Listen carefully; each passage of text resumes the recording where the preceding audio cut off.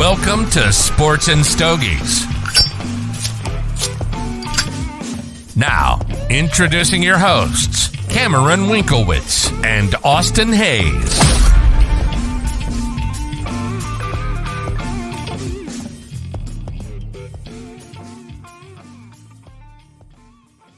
I said my legs are still sore Yeah. from dancing so much at the wedding. You were tearing up the dance Oh, floor. I was killing it. You were. And it's always the first dance you get out there, and I'm like, man, I'm in bad shape after like 2 minutes. Yeah. Then you get that second wind. Now I'm going all night, dude. I think you were on there the entire night. We killed the dartboard. We did. Me and Sham killed the bowl and the rodeo thing. You guys were doing that a lot. It was a go-to. Because we only practiced like 3 or 4 moves. Yeah, we had these plans out to like watch all of those videos and practice all of them, and then it ended up just being the dartboard nonstop. Well, the problem was we had 3 hours in the green room where it was so hot, nobody wanted to practice. No. It turned out to just be us drinking for 3.5 Which, hours I mean, before the wedding. we all knew it would be that way. That's what you do when you're in the groomsmen party. Yeah, But overall, dude, great time. it was amazing. I think besides your short pants, we all looked great. Pictures look fantastic so far. Yeah, from what we've seen. Ceremony was beautiful. I won the bet. Cam teared up a little bit. Dude, I think we all teared up a little bit. Well, during the ceremony for sure. Yeah. And then I was straight up like fighting back legit tears during the mother-son dance. No, I was right there with you because I heard you sniffling. I'm like, thank God, Hayes is crying too. Dude, Kelsey gave me like a tap on the shoulder, like, it's okay, dude. Yeah. And I'm like, oh. I'm doing like the man, like, forced frown. So beautiful.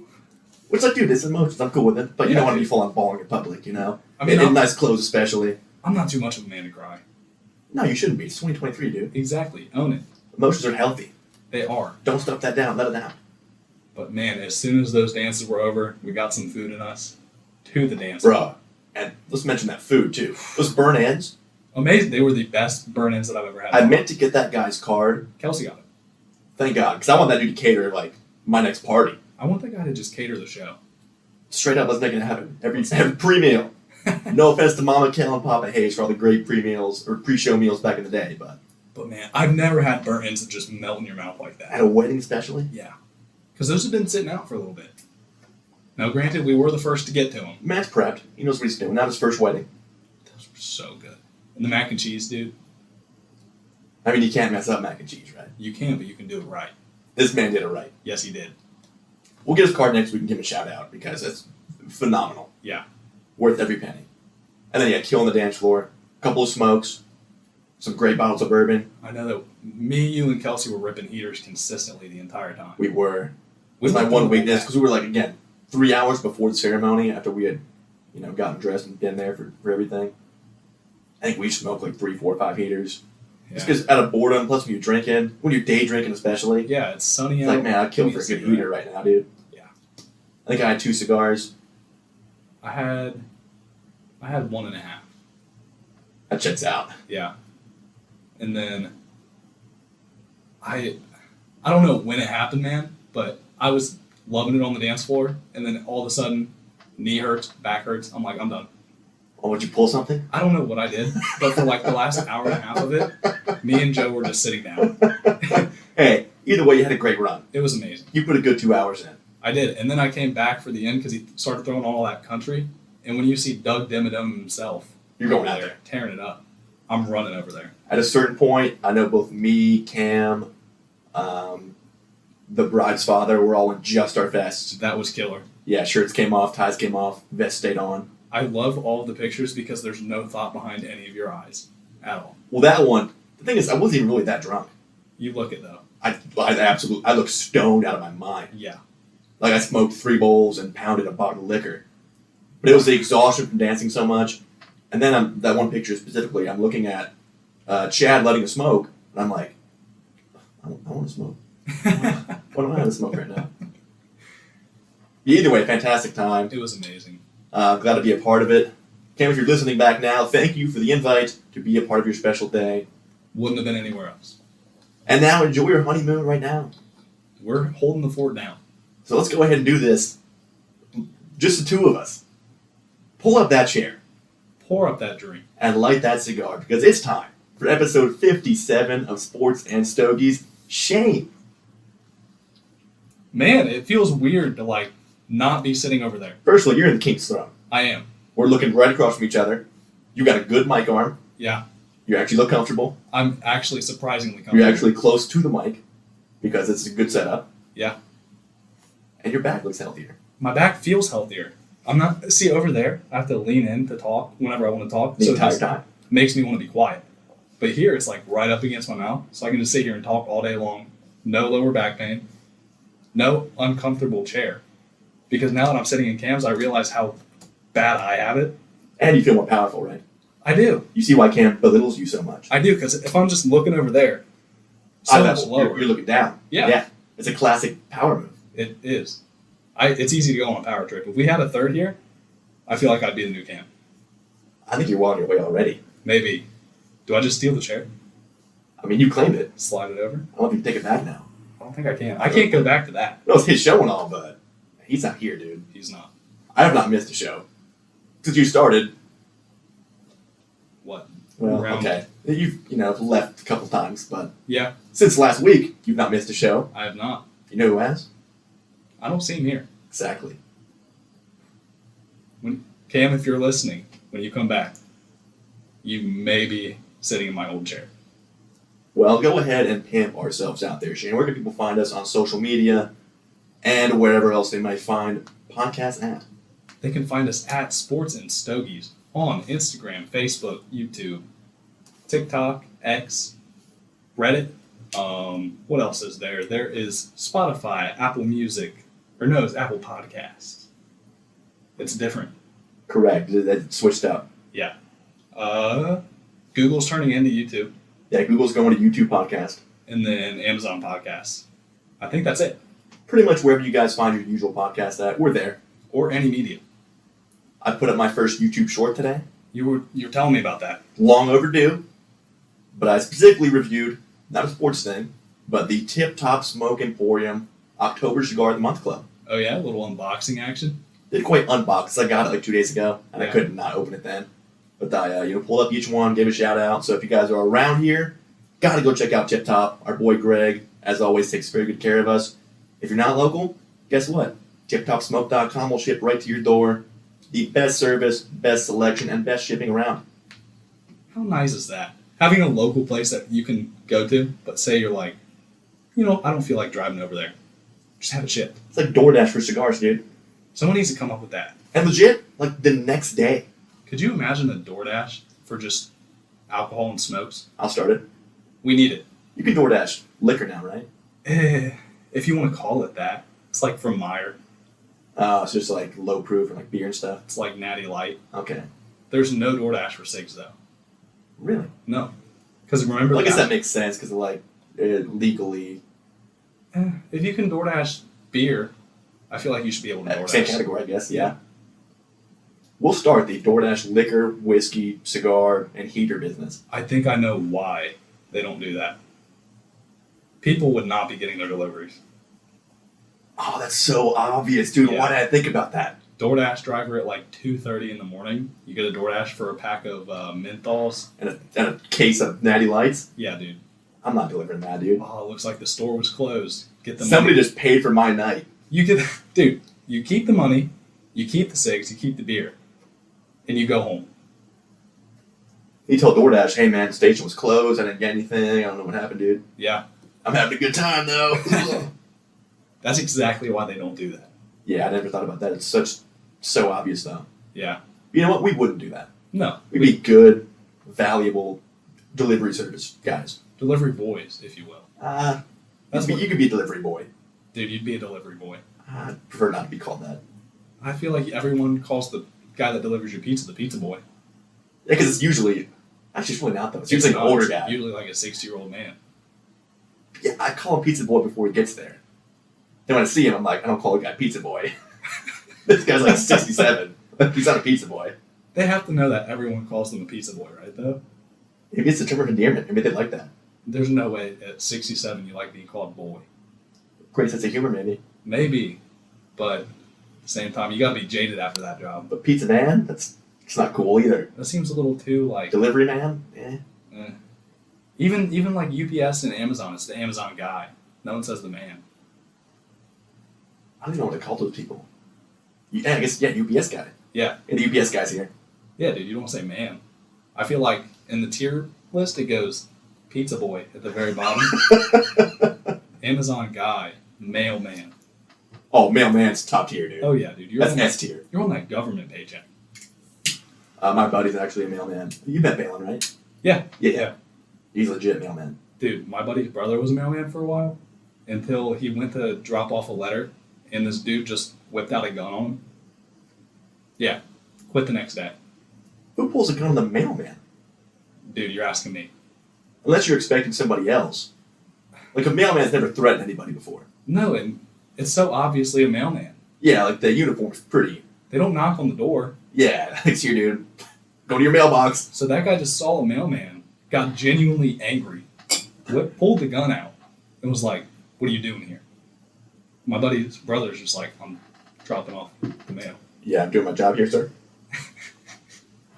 Yeah, rough gig. Yeah, dude. But they make some serious money. The dogs would scare me the most. Really? Yeah, for sure. I don't think I've ever been scared of a dog.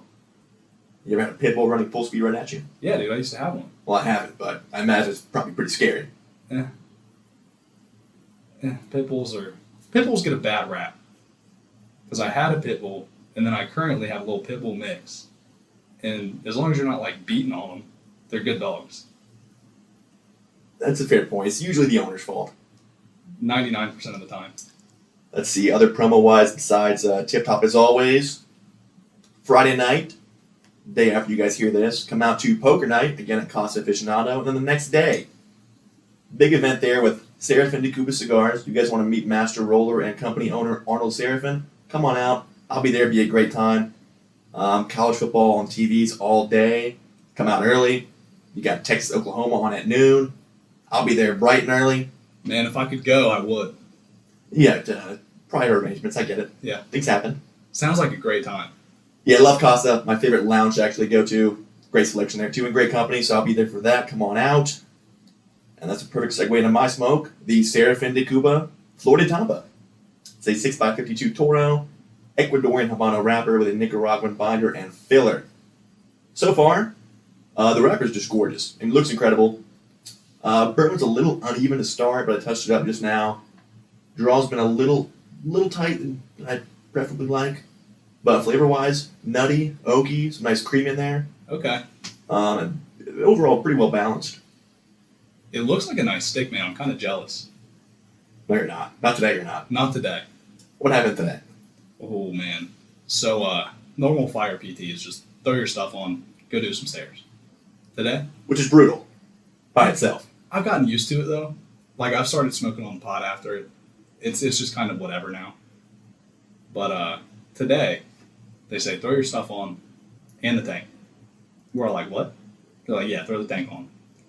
So we go do our stairs. Usually it's 30 flights. I'm like, whatever. Legs kind of hurt, but I'm done. And then he hits me with, no, you're not. Curveball. We go and do 25 minutes more because somebody forgot to fill out their workbook. 25 minutes. Yeah. And you can't, like, take one step 30 seconds. Like, No. You gotta go. Because there's a line of people behind you. Oh, yeah. Yeah. They know if you're slowing down because he was yelling, speed your ass up. Overall, just not a good time.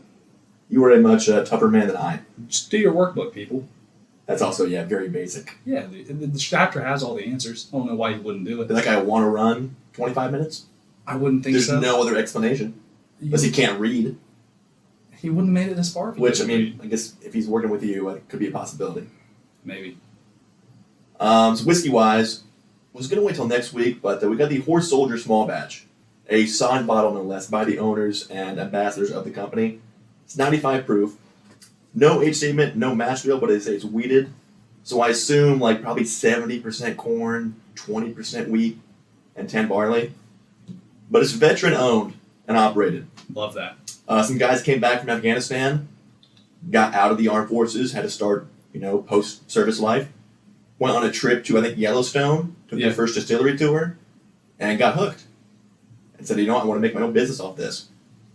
So I want you to read the origins of Horse Soldier right here, of where the name actually came from. So the Horse Soldier bourbon story is woven into the fabric of one of America's most historic moments just days after 9/11.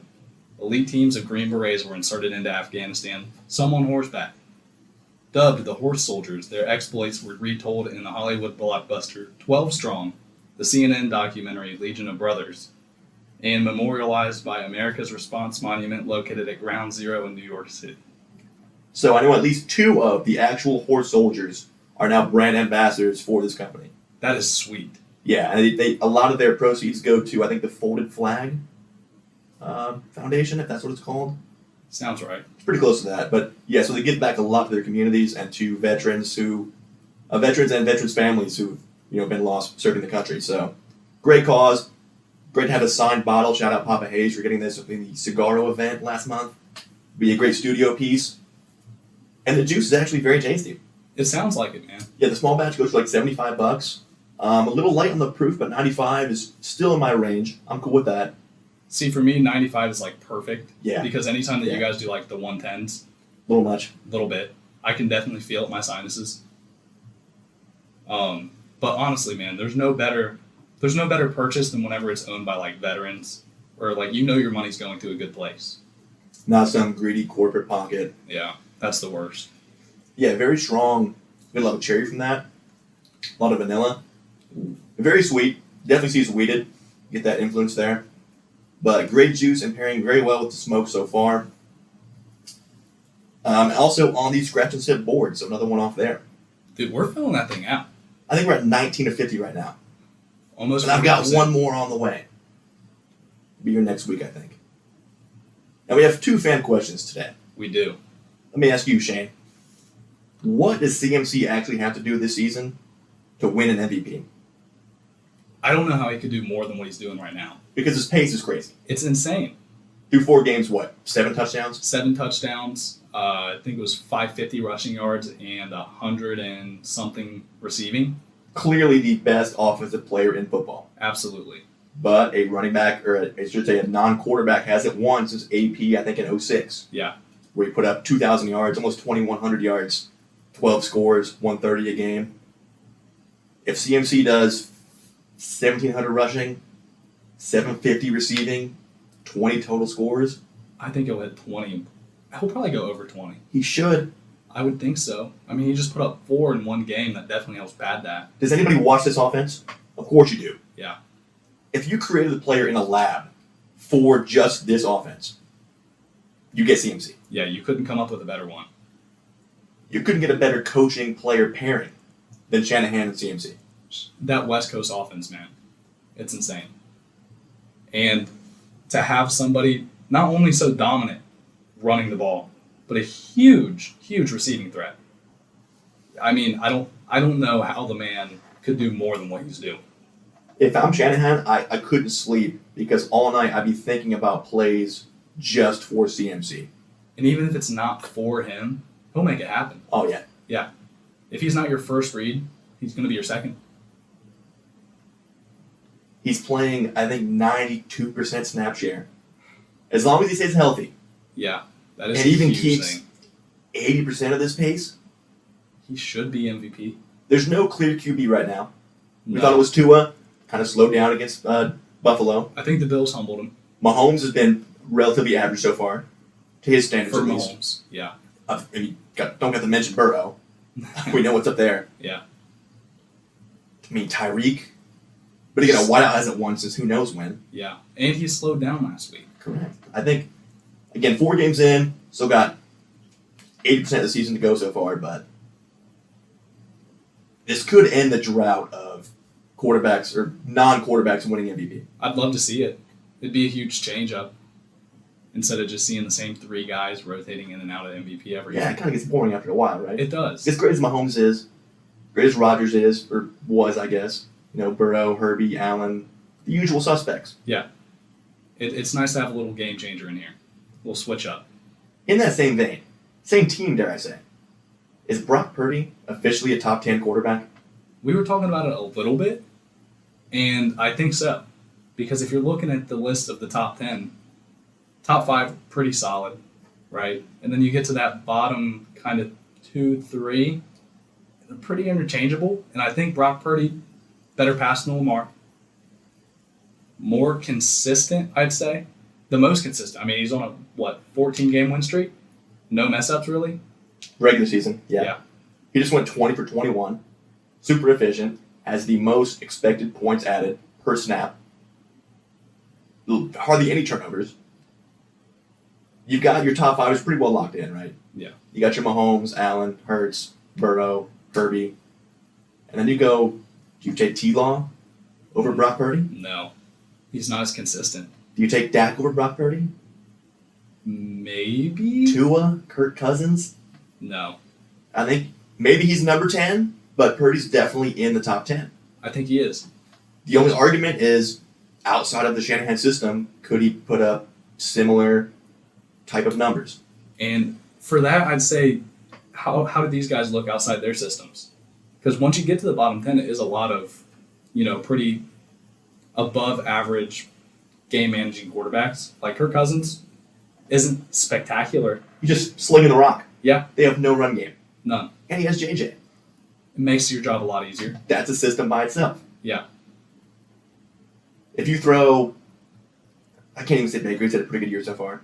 If you throw DTR in the San Fran offense, he's probably a top 15 guy. Probably. And it's because Shanahan's system is so easy to interchange quarterbacks in. But I think if you put Brock Purdy on the Browns, he's probably still a top 12, top 10 kind of guy. I could see it. Super smart, great decision maker, surprisingly athletic, can scramble. Reacts very well under pressure. Yeah, and he's so, poised, looks great pocket presence. Yeah.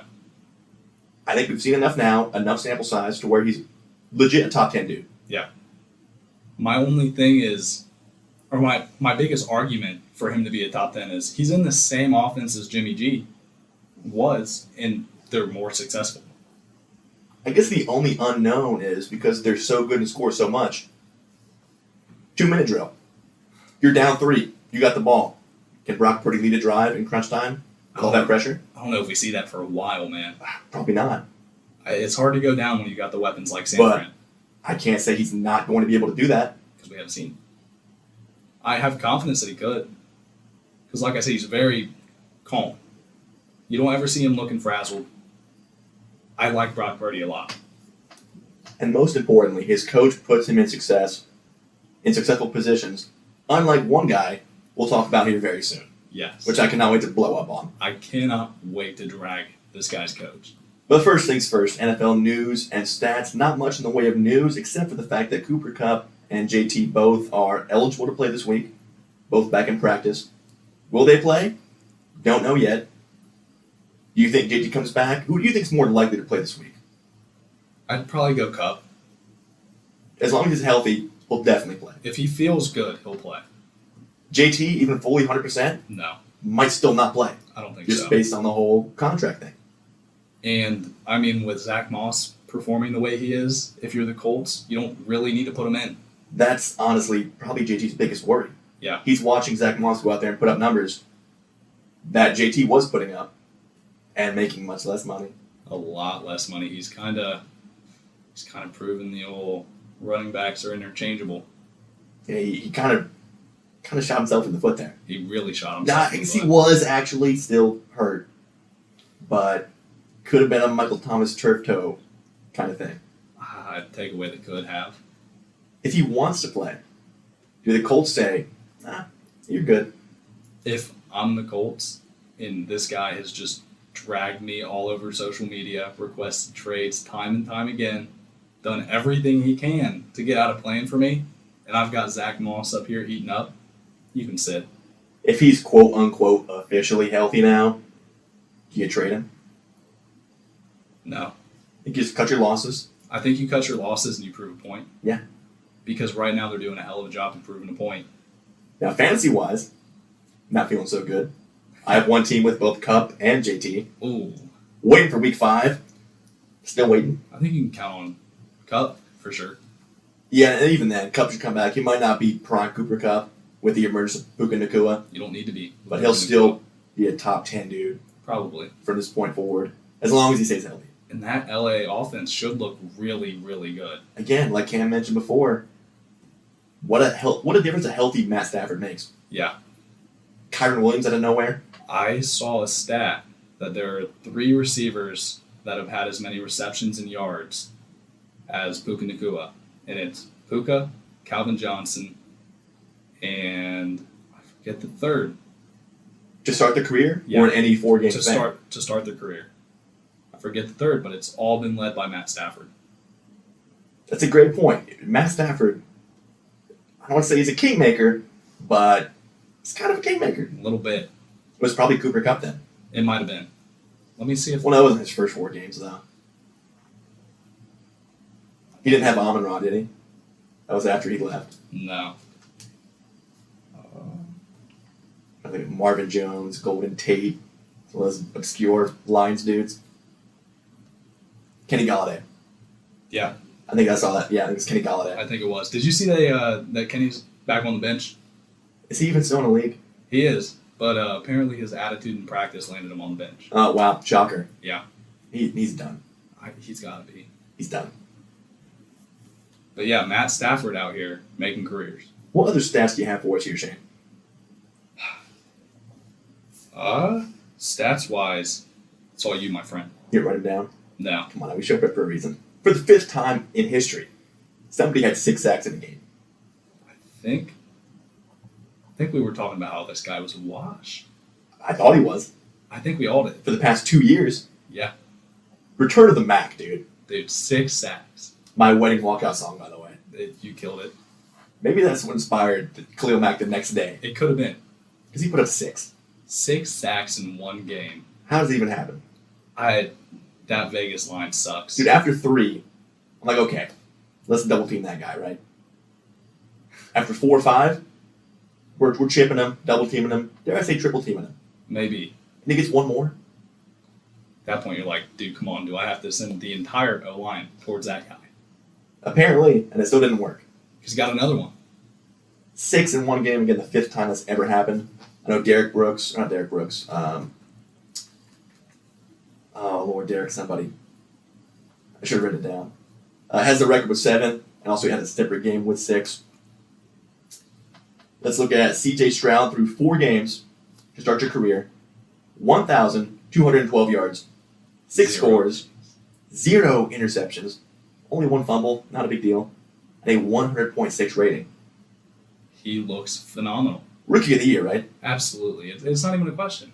I was kind of worried about him not being the worst quarterback of this draft class, but taking some time to kind of adjust. Because, there were a lot of negative reports coming out talking about, like, that player something test or, like, test. Oh, yeah, the Wonderlic thing? Yeah. Yeah. He's proven wrong. I thought his footwork was less than impressive. He's addressed that entirely. His form is textbook. It's impeccable. You compare it to, like, Brady and Peyton Manning. Their forms are almost the exact same. I haven't seen a film breakdown, but I believe you. Check them out. Because watching that game, I couldn't believe what I was watching. They just ran it up. And he gets everyone involved. Like, you've got Nico Collins eating up right now. MVP, dude. You've got Bobby Trees still getting a little bit of love. Don't forget about my boy, Tank Dell. Tank Dell eating up. John Mechie, cancer survivor. Killing it right now. Dalton Schultz in the tight end spot. Still. He's there. Getting a little love. I won't say killing it, but he's there. He's there. But with a backup O-line especially, no running game, they know you're throwing the ball, and you're still roasting teams like this. They put up 35 on Pittsburgh. Yeah. They just beat the Jags by 18, 19 points. They're not playing the Bears every week. No. Again, same thing with Purdy. He looks so poised, has total control, making his reads very well. He looks like a 10-year vet. He does. He's literally made no mistakes. 12-12 with 0 picks in 4 games. And not even, at least that I've seen, any close picks or drop picks. No. He's finding his open guys. Throwing the ball away if need be. Great pocket presence. Decision making all around. Could this finally be the Ohio State quarterback to go to the pros and actually that transfers over? Don't say that right now. I don't want to jinx it, but Don't jinx it. Because through 4 games, it's looking pretty promising. I'm not a Texans fan, but I like watching them. I think we all do. Yeah. And then last up, or I guess there's two more here. There are two teams currently in the league with 0 snaps with a lead. Do you know who they are? Would it happen to be the Jets and the Giants? That's correct. Man. Jets won in week 1 after a walk-off punt return. Giants' only win was a walk-off field goal. Yeah. Not a single snap with a lead. Over 4 games.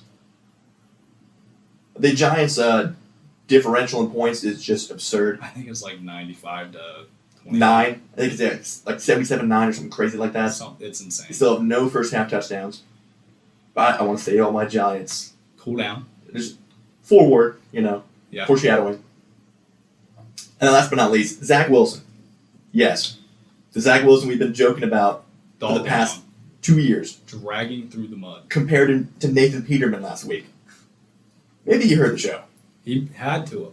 He is now the only opposing quarterback to have more completions, more passing yards, more touchdowns, and less picks in a head-to-head game against Pat Mahomes in Mahomes' college or pro career.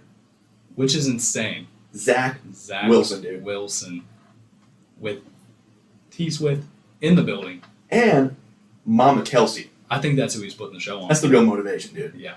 He's like, I'm gonna go off tonight. By the way, I did write it down. I just didn't write a little header on it. So it's like I didn't see it. And then as soon as you said the two teams with snaps with no lead, I was like, oh, dude, right there. All your stats? Yeah. Do you have a stat on how many times they showed T-Swizzle during the Sunday night game? Got to be at least an hour. Well, a number of appearances, not time. I can get it. I have it. You have it? I'm asking you. How many times did the broadcast cut to her up in that press box? This might be a little high, but it feels like it could be correct. 25? A little high. 14. Which is still absurd. Dude, I don't even think we saw Travis Kelce 14 times. Not that game. No. Not that game.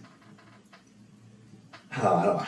We'll come back to that if we talk about Chiefs Jets, because that whole game just really rubs me the wrong way. The ending especially. It made me so mad.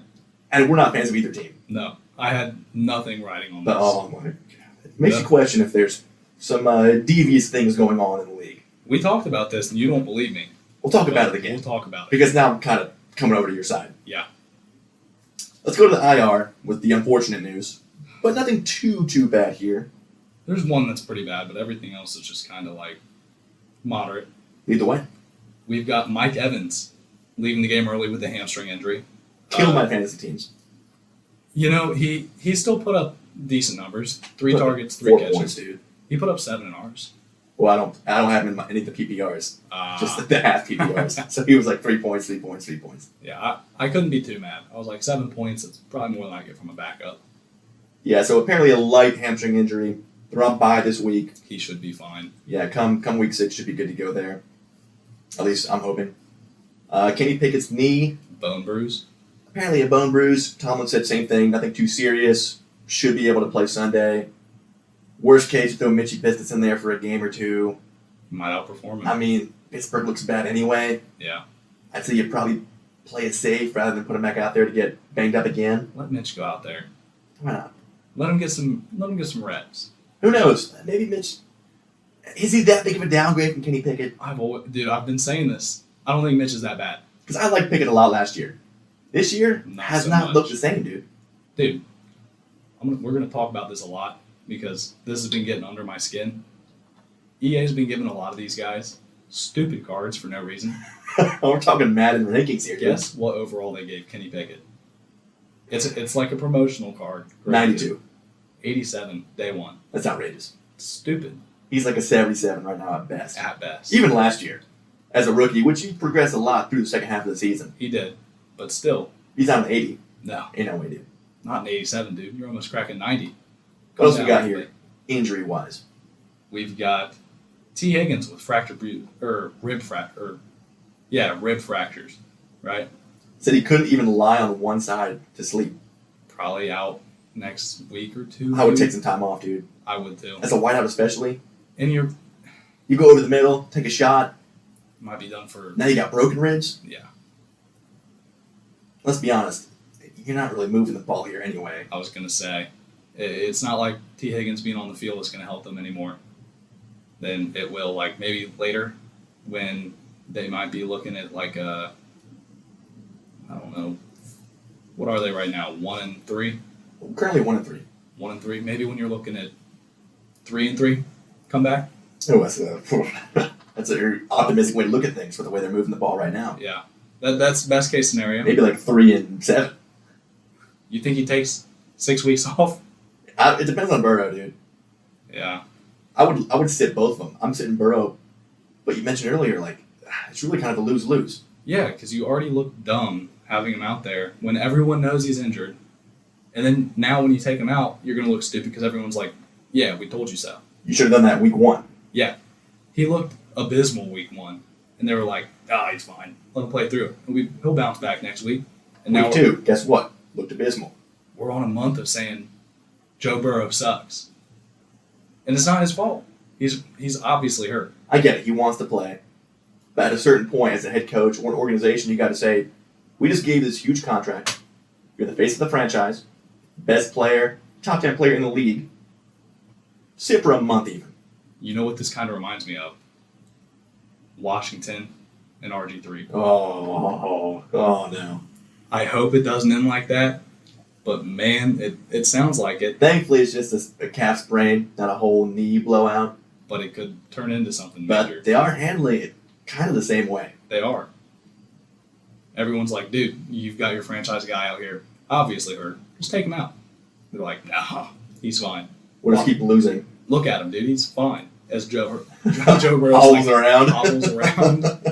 Throws 30 completions for 120 yards. Every other play is or every other drive's a 3 and out. Like, yeah, dude, he's fine. 2-yard out, 2-yard screen pass, 3-yard out, punt. They're essentially just playing catch with the I'm other glad team's return. I watch Red Zone and not entire games. If I had to watch an entire Bengals game, I would probably shoot myself. I think I'm right there with you. Another guy I have on my team, or a couple of my teams actually, Javonte Williams. Well, a hip flexor? Hip flexor. So again, just kind of like a stinger kind of thing. Shouldn't miss any time. It might affect his carry share. He's already been banged up coming back into the year. So fantasy-wise, maybe you bench for a week or two, but he shouldn't miss any time, significant time going forward. No, maybe a week. But you know who is? Tre'Davious White, Torn Achilles. out for the year. I hate to see it. Honestly, dude, he's a great dude. Great corner. Staple of their defense. It hurts a lot. And you need him. You Because really you got to do. play Miami again. I don't know who else they have to go man-to-man with Tyreek. Well, I mean, can anybody really go man-to-man with Tyreek? You can try. White's a good caliber guy for that. Yeah. Yeah, unfortunate there. And then even worse, the combo in New England. Matt Judon and Christian Gonzalez both out. They're two best players. Gonzalez making a strong case for Defensive Rookie of the Year. He's got a torn labrum in his shoulder. Yep. No timeline. This is indefinitely. But I'm thinking probably 2 months at least. I mean, if you're New England, sit him out as long as you need to. Same thing. He's looking like the staple of your defense. Like, it's not worth it. Realistically, you're probably looking at the top 5 pick this year. Just cut your losses. Yeah, you're not competing. No. Not even close. Think long term. Yeah. Judon, maybe you try to get him back sooner Do you really? as a bigger vet. But same thing there, dude. Like, a lot of teams rush these guys back to playing, And it makes me so mad because they just end up injured 2 months later. especially when they're not competing. I know. Like, New England's got to know. Oh, Bill even has to know. He's got to be Bill somewhat knows. self-aware. Like, after the thrashing they just got by Dallas, the division you're in, you're not the gonna conference be for you're a in. while. you're not playing for a wild card. And now I'm hearing talk. And I wanted to bring it up next week when Cam's back. Maybe Belichick's seat's getting a little bit warm. You can't fire Bill Belichick. No way, right? No. The best coach of all time. But could you? Because I'm hearing talk also of, especially, we had it even the first year. Was it really Brady all along? Was Belichick really that good? Yes, Belichick was that good. Look at their defense. Do you watch football? Of Every course. year. Come on. Yeah. So I think that's absurd. I can't imagine you'd ever actually let go of the best coach ever, but there's talks of it at least. In I the mean- clickbait sports media world. Say they let him go. Do you think he just hangs it up at that point? Or do you think he's like, Oh, now it's game over. Does he want to start over somewhere? It'd be kind of cool to see him go to the Jets. Because, I mean... I don't think he would. You don't think so? Division rival. I think if Bill holds a grudge, dude. Yeah, Bill holds a grudge over the team that just fired him. Ooh, that's a fair point. Yeah. Go back for some revenge tour. Yeah. 2024, 2025. You've got Aaron Rodgers back. Robert Saleh's already on the hot seat because he's losing the locker room. Maybe they cut their losses with him and Bill's free to go. But somehow, Zach Wilson almost just saved the locker room. He did. And I can't believe I just said those words in that order. I think with, what's his face? With Chris Jones going out there and saying, Zach played a hell of a game. Because I know you want to talk about Rodney Harrison. I do. Tearing into Zach for no reason. You're not supposed to have a horse in the race, dude. You're an announcer. And look, on a podcast like this, we can do it. We did it last week. Yeah. When Zach was bad. But Zach played very well against the Chiefs. Yeah. He didn't lose that game. And it's not like the Chiefs' defense played bad. Zach Wilson just made good reads, threw where he needed to throw, made very little mistakes, and all around handled the loss like a champ. That's the craziest part. He's being accountable. Yeah. In fact, probably too much so. Because they got cheated. Oh, I can't wait to go over that too. Yeah. Which we're getting into the segment. You know where we're going, Shane? Where are we going? We're going to the film room, dude. Love to see it. Starting off with the Bears. Choking. Bonnie got that win, right? Nope, psych. 28-7 lead and choke it away. And Justin Fields looked good. Phenomenal. He was like 23 for 24 going into the third quarter. Yeah, I think he started like 18 for 18, threw for like 350 and 4 scores. He was getting DJ Moore involved, which we haven't seen all season. I got that guy disappeared too. Yeah. Cole Kmet, 2 scores. Wild. Defense playing very well in the first half. Yeah. And then second half came and Eberflus. I feel like every week there's a new contestant for worst coach in the league. Eberflus is always a top 3. And he put Fields in such a bad position. Had on 4th and 1. Didn't go for it. Punted away. Gave the ball back. Yeah, you've got the guy with the most designed runs Kick the field goal, dude. in the NFL. If you're gonna do something, let Justin Fields run. Or just kick it. At that time it was 28-28. Kick the field goal. If Denver moves the ball down and scores, guess what? Nobody blames Justin Fields. Yeah.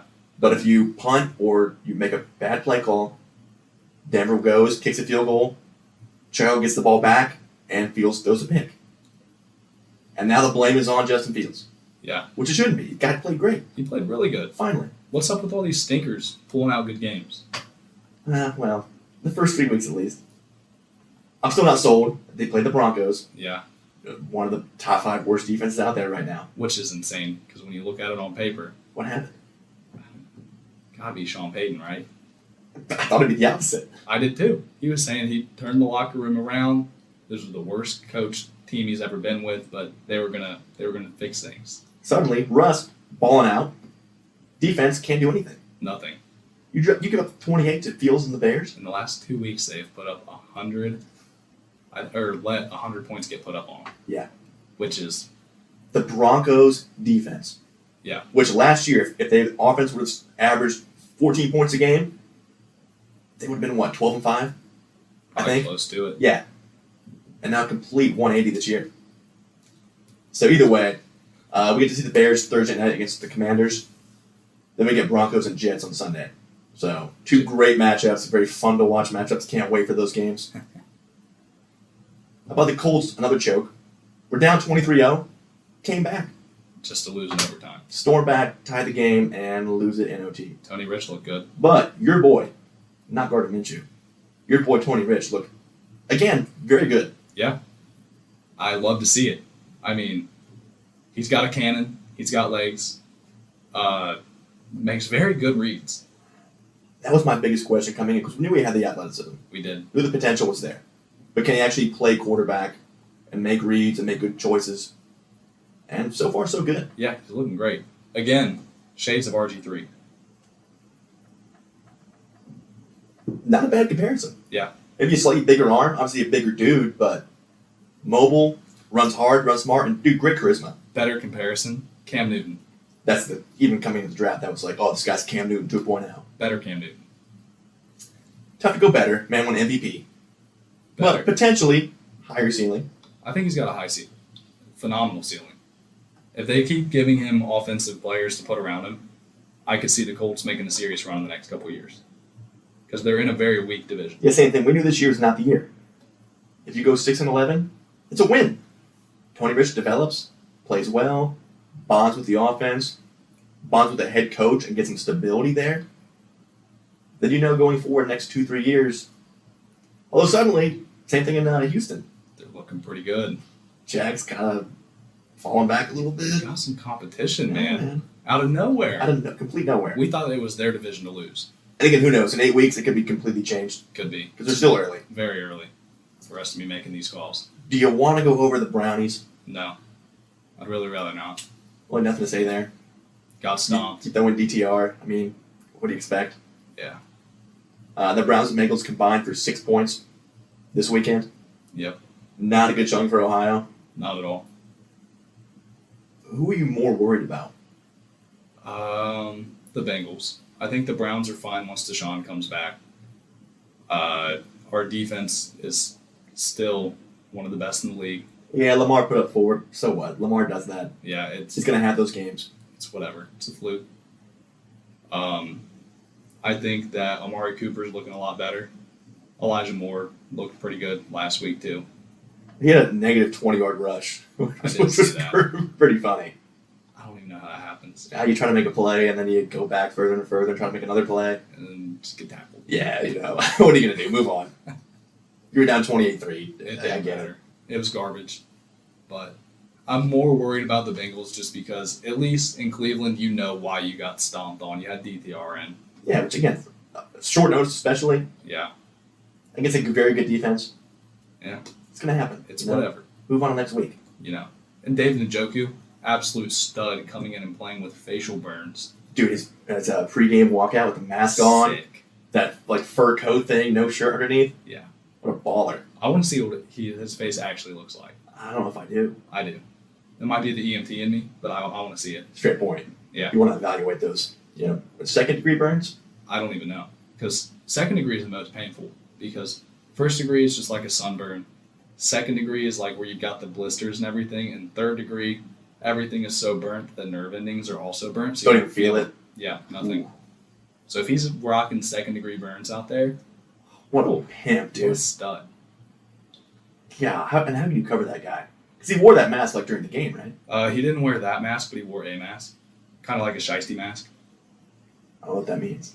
Like the ski mask, kind of. It's called a shiesty mask? Yeah. I've never heard that before. It's like the Pooh Shiesty, the rapper. That's not a real person. It is. That's not, dude. This is definitely where our age gap is. Yeah, I forget. You're like 2 generations behind me, dude. Not 2 generations. Yeah, maybe 3. Because there's no way Pooh Shiesty is a real dude. That's a real dude? No. He kind of fell off, but the Shiesty mask is like a big thing. But if the ski thing existed before Pooh Shiesty? Yeah, but now everyone walks around in them. Oh. Like in big cities, see a lot of those. Constantly think you're getting robbed. Well, thankfully I don't live in a quote-unquote big city. Yeah, no, we live in Cornfield with a couple drug dealers every other house. Allegedly. Allegedly. If you guys looking to buy anything, I know a few people. Yeah, they seemed like 6 today. Just on the way here. Yeah. On my 5-minute drive. The aforementioned Texans destroying Pittsburgh. Phenomenal offense. Defense also played very well. That's my biggest surprise. Yeah. And we knew adding Will Anderson would help down the road, but I didn't expect a year 1 change off the bat like that. No.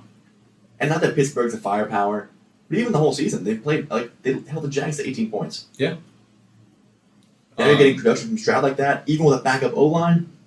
I mean, you saw what their defense did to the Browns too. Yeah. Like, they're not a bunch of chumps, It's not like every team's walking all over Pittsburgh, but C.J. Stroud stomped all over them. And will continue to do so. He will. So will Nico Collins. And hopefully my boy Tank Dell. Yeah. Did you watch the Chargers Rangers? A little bit. Very chippy. It was. It was also a typical Chargers game. A game that should not have been close. I hate watching the Chargers so much. I like watching them in the first half. Even then, it's too stressful. Yeah, I'm not even really like an actual fan, but pseudo fan. Adopted fan. Yeah. Staley is so bad. The worst coach in the league? Question mark. He's in the conversation. Again, I feel like there's 15 guys in that conversation. Yeah. The Chargers haven't ever had a good coach. I mean, maybe Schottenheimer, but he wasn't perfect. But Staley's definitely their worst. They have some pretty rough. Did you see the final pick? With like 2 minutes to go, the Chargers picked it on like their own 10-yard line. Dude starts returning it. Staley says, "Get out, get out, get out." I did see that. What? Why? With 2 minutes to go, they had all 3 timeouts left. It made no sense. So Herbie had to throw a 40-yard bomb to Josh Palmer so they don't get pinned back and have to punt on the way again. Dude, let him return it for at least get to midfield. Yeah, get him to the 50. It could have been a pick six, honestly. Like, he was wide open. Yeah. And at that point, you've already got Khalil Mack with 6 sacks. I feel like I trust my defense enough to hold them in the last 2 minutes if I return that for a pick 6. Herbie did get banged up. I think he hurt his finger a little bit. Didn't throw the ball a whole lot. Of course, no Eckler still. But they scored enough, which against the Raiders isn't a very high bar. No. Either way, though, too closer than it should have been at least. And Staley easily could have lost that game just because of his own decision making. I know this isn't film room stuff, but I don't think that we covered it last week. Chandler Jones. Yeah, I was. It's a very kind of touchy topic. It is. Because the guy, I think, has some mental problems going on right now. I think he's definitely on that same boat as Antonio Brown. Yeah, I feel for the guy a lot. I do too. I hope he gets the help. I don't really know what this means, but he got arrested for violating a protection order on someone. And even before that, I think they put him on like the, it's not the probation list, but whatever that's actually called. Where he's not allowed to come to the facility. Yeah, like no team activities. Yeah. He's convinced like the team's got it out for him. He mentioned, one thing I saw was he thinks Josh McDaniels killed Aaron Hernandez. Yeah. Like, come on, man. There's clearly something underlying there. I did see that his name was in the list of possible suspects, or witnesses for one of Hernandez's crimes, though. McDaniels? Yeah. I mean, knowing that dude, also in contention for worst coach in the league. Yeah. Josh McDaniels is just a bad guy. I don't know if you know how bad that guy's rap sheet is. No, not really. So when he was in charge, I forget what team it was. Hey, we don't want to get killed by Josh McDaniels here, so let's be careful. It might have been Brandon Marshall that was telling a story about him, and they were like, yeah, he was telling us, like, when they do this, you're going to be wide open, middle of the field, just look, ball's coming straight to you. And they thought he was the best play caller of their generation. Turns out, dude was just filming practices. Ooh. Yeah. It's definitely illegal. It's a bad look.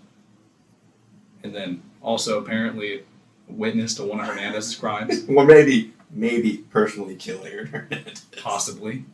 Allegedly. And then allegedly is threatening to kill Chandler Jones. Allegedly. All around bad guy. Yeah, what a dumpster fire really that whole team is. Yeah. Altogether. They're missing Chandler Jones, though, I'll tell you that. Missing Derek Carr. Yeah. And the old Jimmy G project is not working out. They looked good the first 2 games, but... He did. But what's their backup's name? AJ McConnell? Yeah, rookie kid. It didn't play terrible. No, but sack 6 times. Yeah. That's another thing as a quarterback. Like, you get hit 3 times by Khalil Mack, I'm looking that way. That's a big guy, man. I'm running the other way. He's hard to miss, too. What are you, 6'7"? 6'6"? Close to it. Yeah, large fella. Absolute behemoth of a And man. angry. I have to imagine he's pretty happy after 3, though. Yeah. Coming at you with a smile on his face. It's like, oh, I got you. I got you, brother. How about the Eagles with yet another overtime sneak out a win kind of game? I'm not impressed by the Eagles. They're not looking as dominant as last year. You're supposed to have the best defense in the league, and you let Sam Howell throw it up on you. I mean, just absolute stud performance by Sam Howell. And Brian Robinson. Is this the Eric Bieniemy effect? It could be. It could be because the Commanders, they look good. I thought they were winning that game all the way up until the end. Probably should have won. They should have. Honestly. Would have been back-to-back years with the big-time upset of Philly. Yeah, but then A.J. Brown gets a 55-yard reception. Absolutely insane. And then DeAndre Swift plays very well, too. Yeah, offensively, looking solid as usual. Yeah. But the defense, which again, on paper, like Denver, like big names everywhere. Yeah. Great talent. everywhere.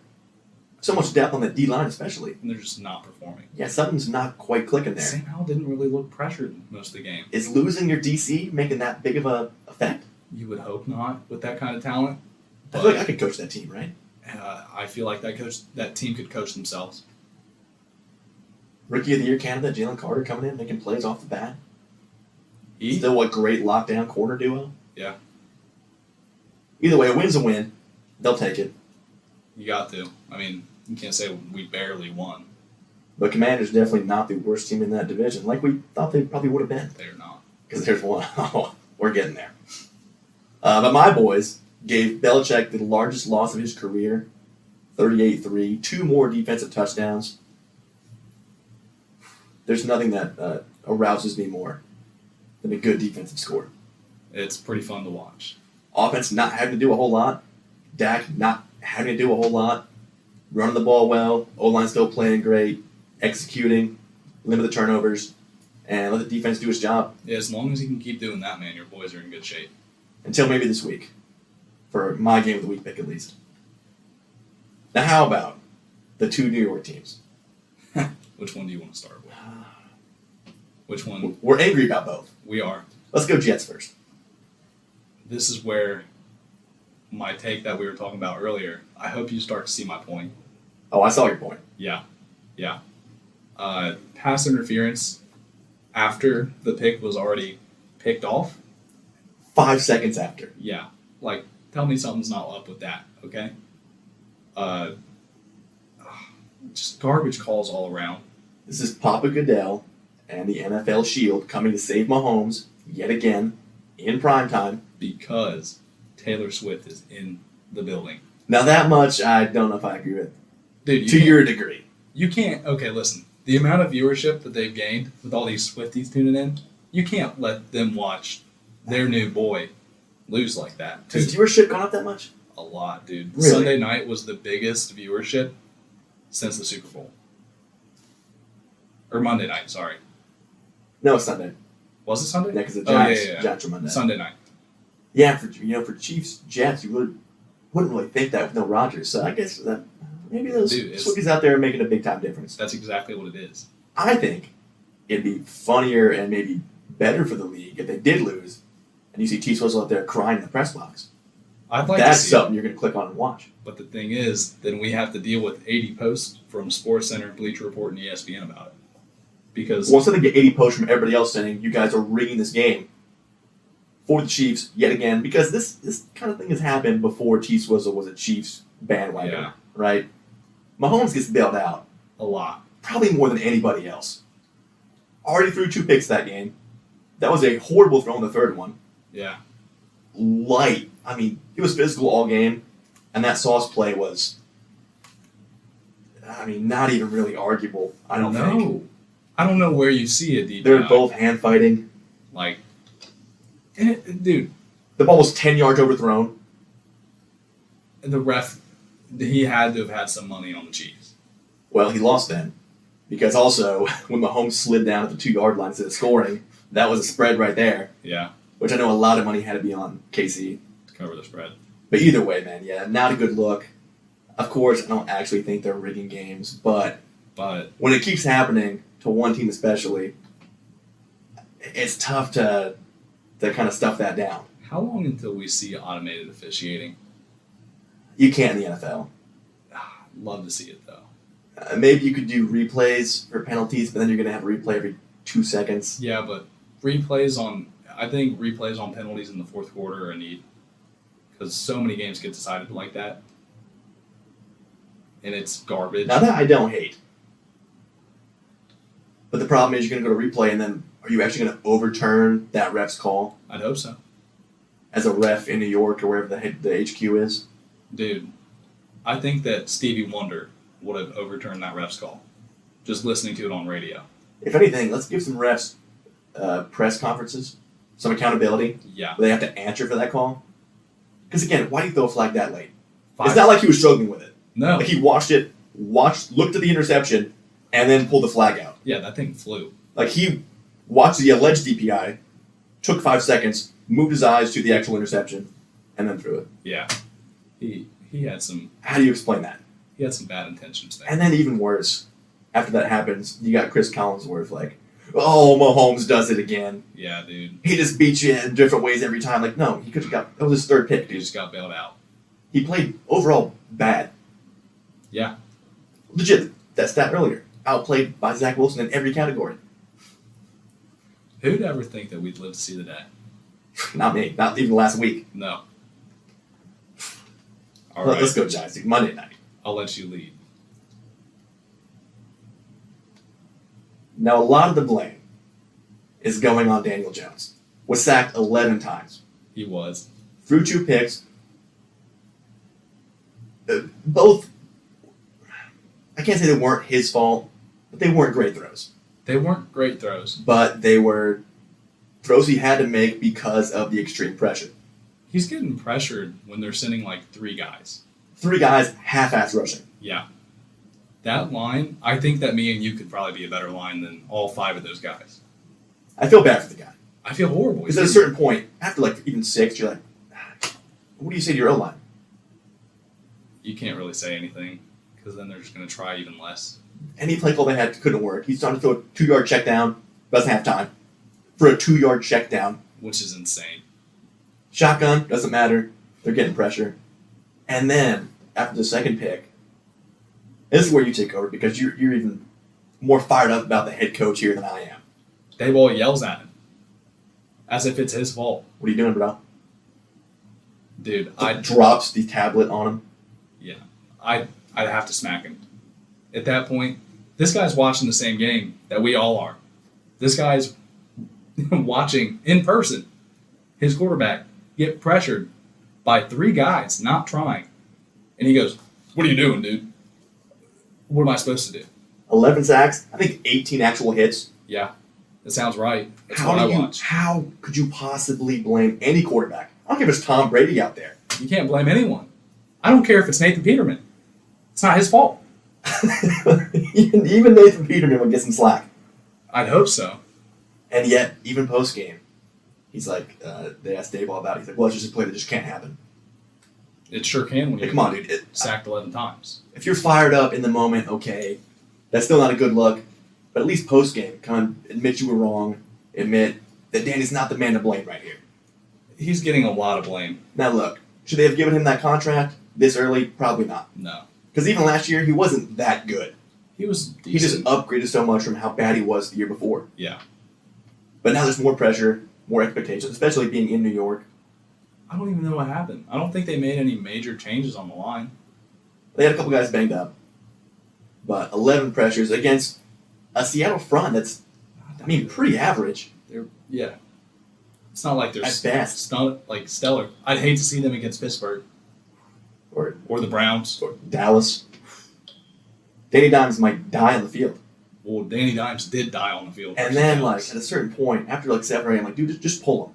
Just hand the ball off. Do something. You're just letting him get beat up. Yeah. And that was the problem even against Dallas. Yeah. And it was 38-0, and he's still out there. They're giving him the old Andrew Luck treatment. What are you doing, man? Eventually, he's going to get hurt. Yeah. And then you're in an even worse position because the guy that's not Daniel Jones is going to make worse reads, worse throws, and you're going to yell at him too.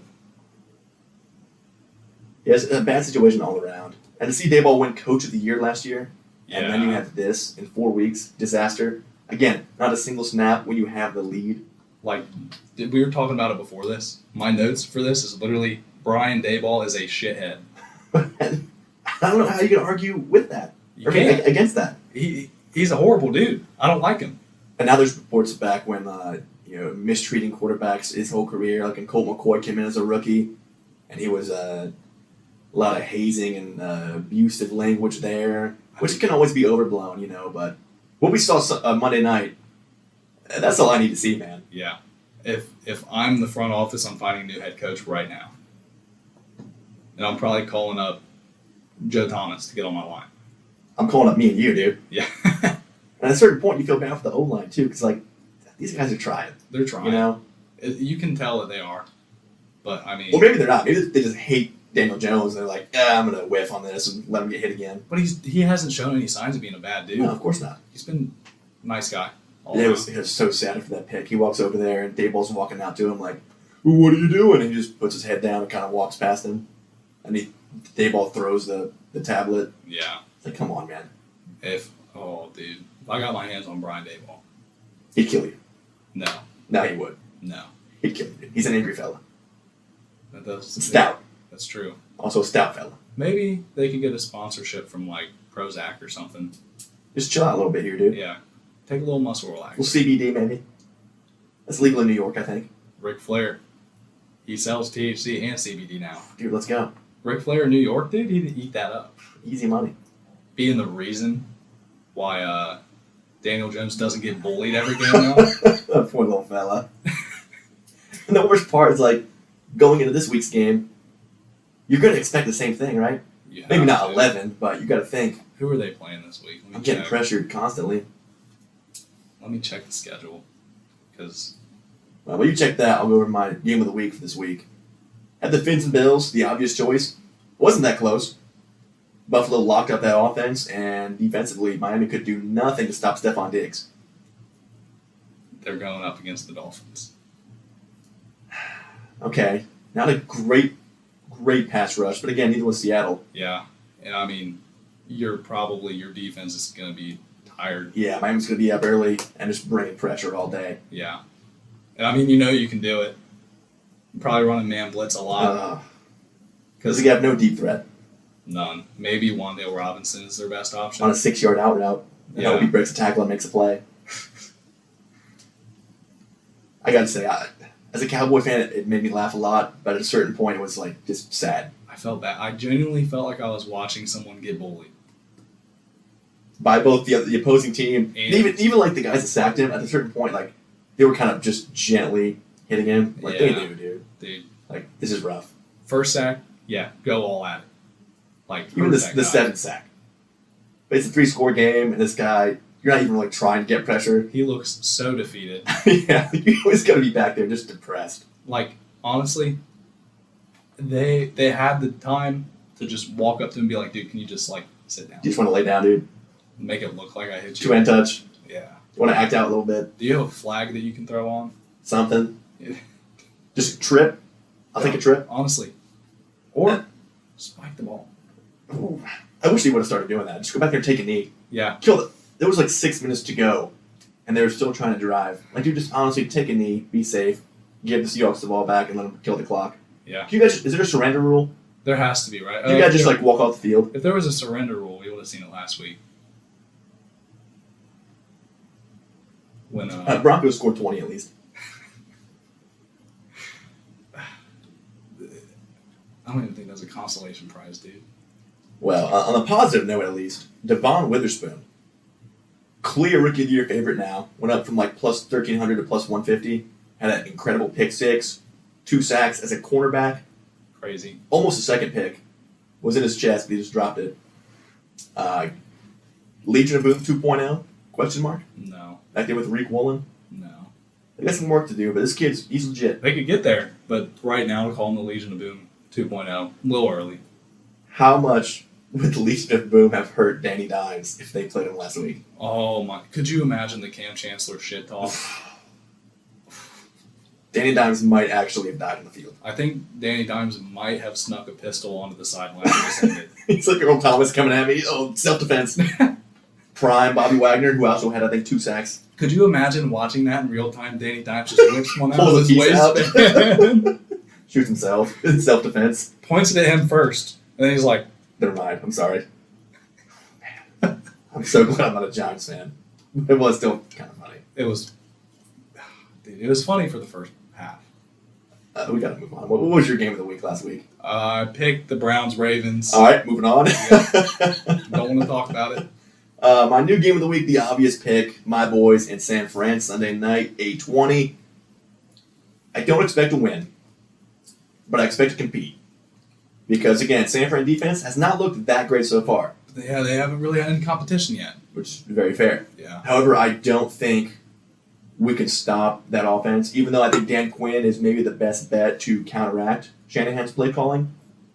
But with no Diggs out there, they're going to eliminate Parsons. They're so good at that. With all the motion, running away from him, making him cover up Kittle. double team, running all that motion with Juszczyk in the backfield, getting the lead block.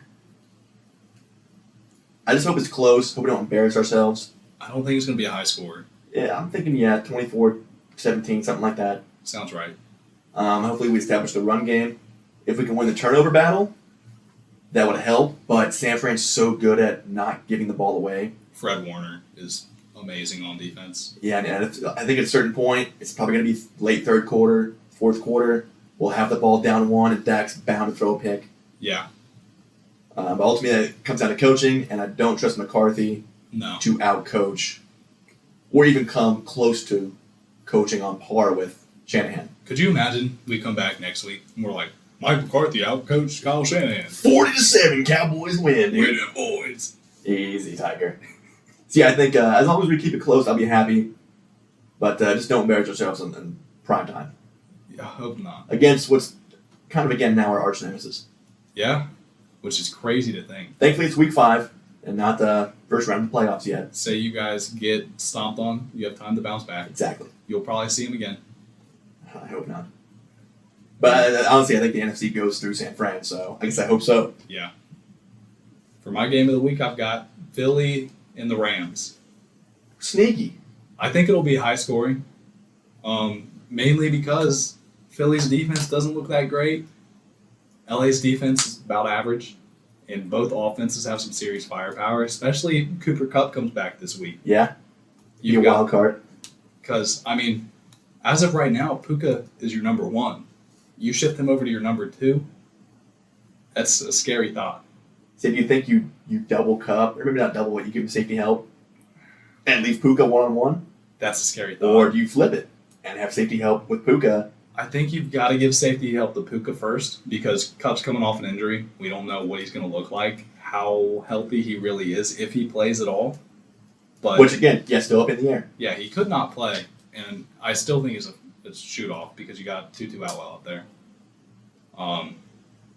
I like the matchup a lot. I think it's going to go. I think the Rams are going to be the ones to hand them that loss. Really? I do. This is your Cam level prediction. It is. Rams leave week 5 with a dub. Final score. I'm going to go 30-27. Close battle all throughout. Oh yeah. And the Eagles don't pull this one out. They don't. Late turnover, Jalen Hurts fumble. Push gets rejected. I'm going to go late 3 and out. Not 3 and out, but no conversion on a 4. Okay. You heard it here first, folks. LA Rams back to the prime Matt Stafford, Cooper Kupp, Sean McVay, Von Miller, Jalen Ramsey, Aaron Donald. And Aaron Donald. Well, he's actually still there. He is still there. And Aaron Donald Jr. across from Jalen Carter, dude. Yeah. Just phenomenal. It's hard to call that guy a junior, man. He's huge. He's a grown man right there. Yeah. Let's go power rankings. You want to start it off or you want me to? I want you to because you kind of won me over on these. Okay. I had my 5 listed. We debated it, and I think I agree with you. So number 1, we had the Niners, which unanimous. No surprise there. Yeah. No conversation to be had. Number 2 is kind of where it got dicey. I won't say dicey, but there was some pushback. A little bit. But overall, I think I agree. I think there's a case to be made.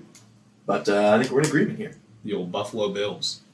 The largest point differential in the league right now. Mm-hmm. After that shaky week 1, they've dominated since. Just destroyed our previous number 1. Yeah, Miami. Absolutely humbled them.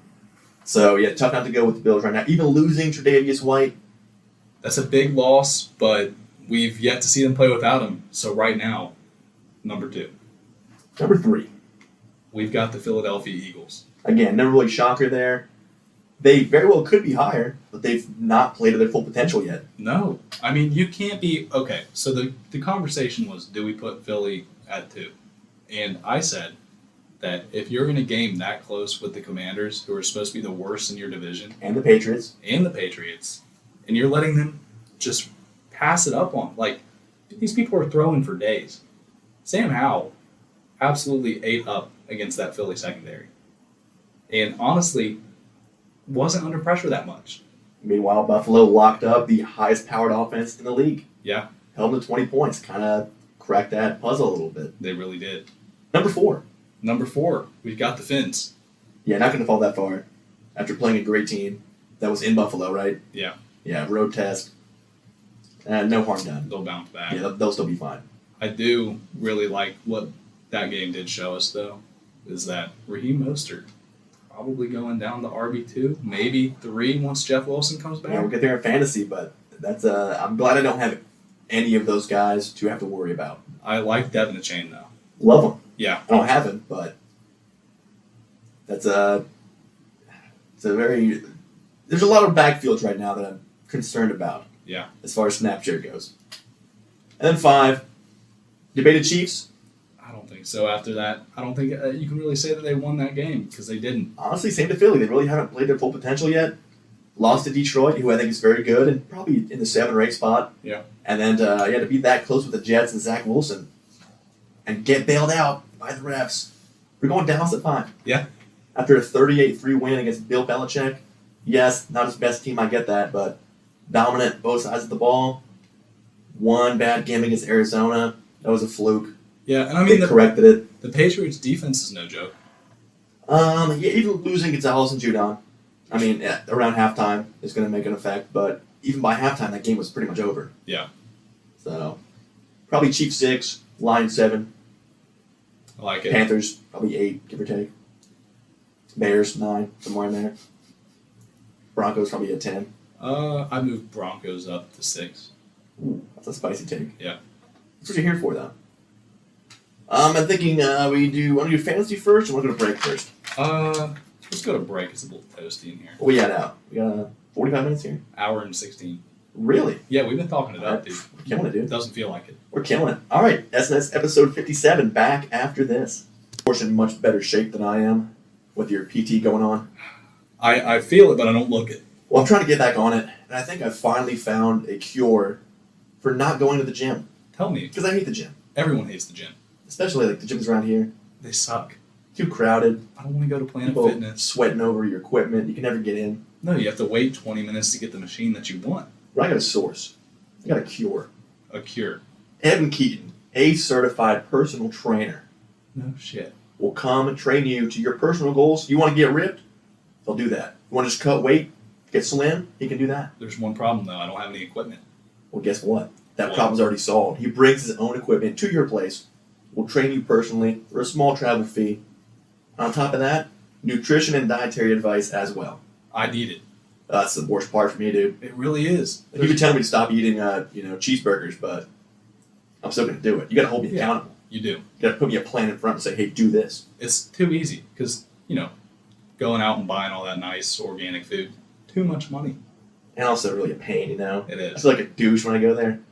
Yeah. Look at me, I'm healthy. None of that stigma with Evan Keaton. You want to get in touch with him? How do I do that? Well, you got multiple ways here. Email at allthingsfitness15@gmail.com. Cell phone, 937-308-6324. And his website at allthingsfit.org. Facebook page as well at All Things Fit. Evan Keaton, absolute baller, and a good friend of the show. Love to hear it. You know who's not getting fit right now? Who? Cam in Florida. Oh, any fitness progress that man's made in the last couple months is out the window. Not on your honeymoon. He's been sending me videos of him constantly with drink in hand. I mean, And I dude, love it. once you get married, now you're really eating. Oh, dude, you don't have to impress anybody. Yeah, he already had the dad bod. He did. Now you're going full dad bod. Full. All the way. I would say great time to go to Florida, but I love this October weather. Hasn't quite hit yet. It hasn't yet. Dude, I'm such like a basic white girl when it comes to October. I eat this shit up, dude. Or just fall. I'm not a huge pumpkin spice guy. But the first, I'm watching scary movies. I'm wearing my fall clothes, which again, should be the last hot day for that. I hope. But just the leaves falling, dude. I'm all in. Dude, see, in the summer, I feel like my outfit game Sucks. All-time low. Terrible. Because you can't really make a fit with shorts That's and why a t-shirt. I've become the Hawaiian shirt guy, You have to be. which is not a great look. I mean, I'm going to be honest. I love it. I do too, but it's But- kind of I'm a little young to be the Hawaiian shirt guy. You are. But it's so comfy though. I understand it completely. But when fall comes, when wintertime comes, dude, game over. Little hoodie flannel action, dude. Not a big hoodie guy, but I got the leather jacket, got the denim jacket. Ooh. Yeah, I kill come cold weather, I've dude. got this night. This is like when it gets down 50s. It's like a beige, almost like a pilot jacket. Ooh, now we're I talking. love it, dude. You might as well just give me a pair of Uggs and one of those like wide brim hats the blonde chicks wear. Yes. Because that's what I'm at. Come on. I'm a whore for fall stuff, dude. You thought I was a slut for the vanilla lattes? Pumpkin spice, dude. I tried something the other day from the Starbucks fall menu. It confused me. It was an apple oat milk espresso.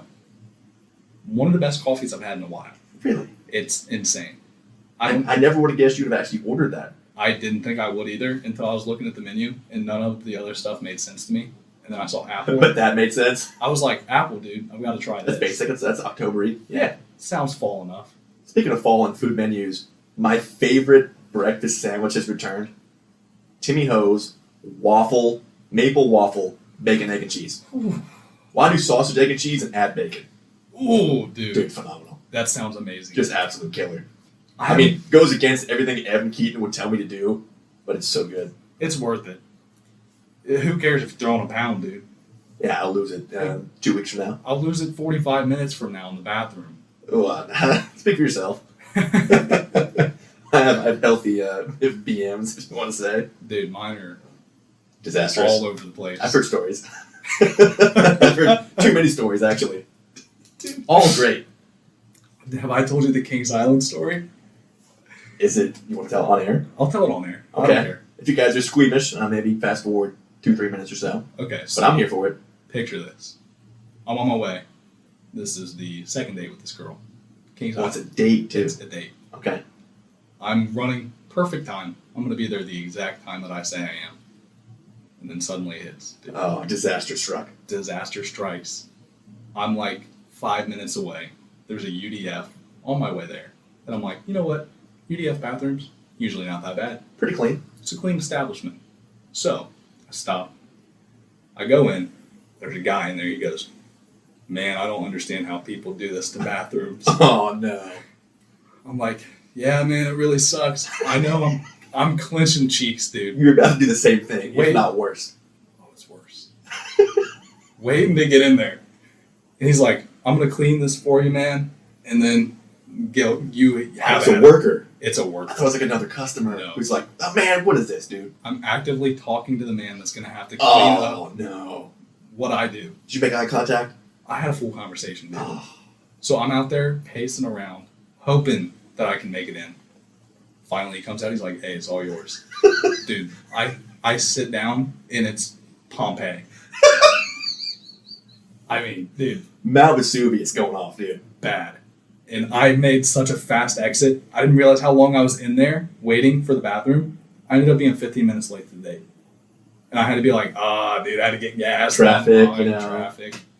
Knowing damn well I just ruined some man's day. Did you even, try to clean it or anything? I mean, there wasn't really much to clean. It was just like all over the inside of the bowl. Oh. I'm not cleaning that. I don't get paid to do that. That's technically, no, it's not your job. No, he gets paid to do that. Though. But if I would have talked to that guy, I would have felt so bad. Oh, I felt horrible.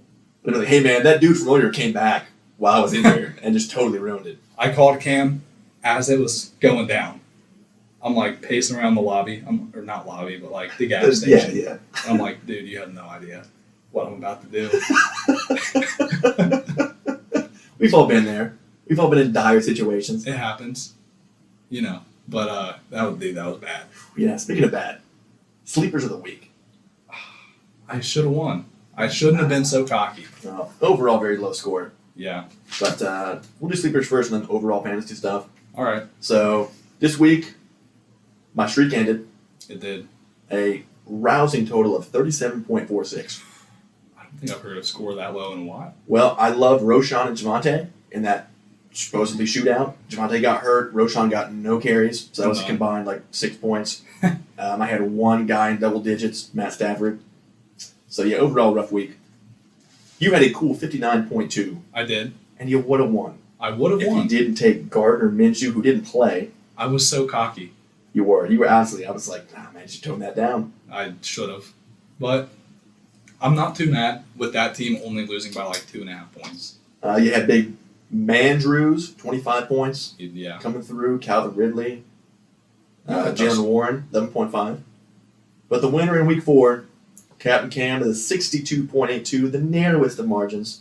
Thanks to Brock Purdy, Jamar Chase, who, come on, dude. Not a sleeper. Technically, he qualified, but If he would have lost that game with that team, we'd be having a talking to. you could have picked Daniel Jones, and you would have won. Yeah. Think about that. Yeah. This week, we're actually going to pick for Cam. We agreed before the show. I think we made some quality picks. I can't imagine you'd be upset. I'd hope not. So I picked first. Quarterback going Sam Howell. Again, having a pretty solid run right here. Playing the Bears Thursday night. Should put some points up. Anyone against the Bears is going to give you something. Yeah, give me 18, 20, 25. We'll take that all day. All day long. You're a quarterback. I went with the boy, Zach Wilson. Again, who would have thought? I never thought I'd be picking him, but he's playing the Broncos. It should be a pretty easy game if he plays anything like he did against the Chiefs. He's got some momentum going here. The Chiefs are a much better defense, too. Yeah. So I can only imagine what he does against the Broncos. A little confidence going. And, as long as he puts up more than Gardner Minshew, I think Not he's hard in to good do. shape. And for Cam, we agreed on Trevor Lawrence. I think that's a solid pick. Which is a great pick. Yeah. I think he's 16th right now. Playing Buffalo, which is tough, but they should be behind pretty early. Yeah. So Trevor should be slinging the ball a little bit. Great scrambler. Could easily get a rushing score or two. Could. So big upside there. The first running back we gave Cam was Mr. Zach Moss. Which I like a lot. Again, I don't think JT's going to play this week. No. If at all. I don't think he'll play. Moss has been killing it. Who are they playing this week? They are playing Tennessee. Tough defense. But I still like Zach Moss overall. Again, for sleepers especially, you get 10, 12 points, you'll take that all day. You're happy. I went with Joe Mixon. Joseph J. Mixon Jr. They're playing the Cardinals.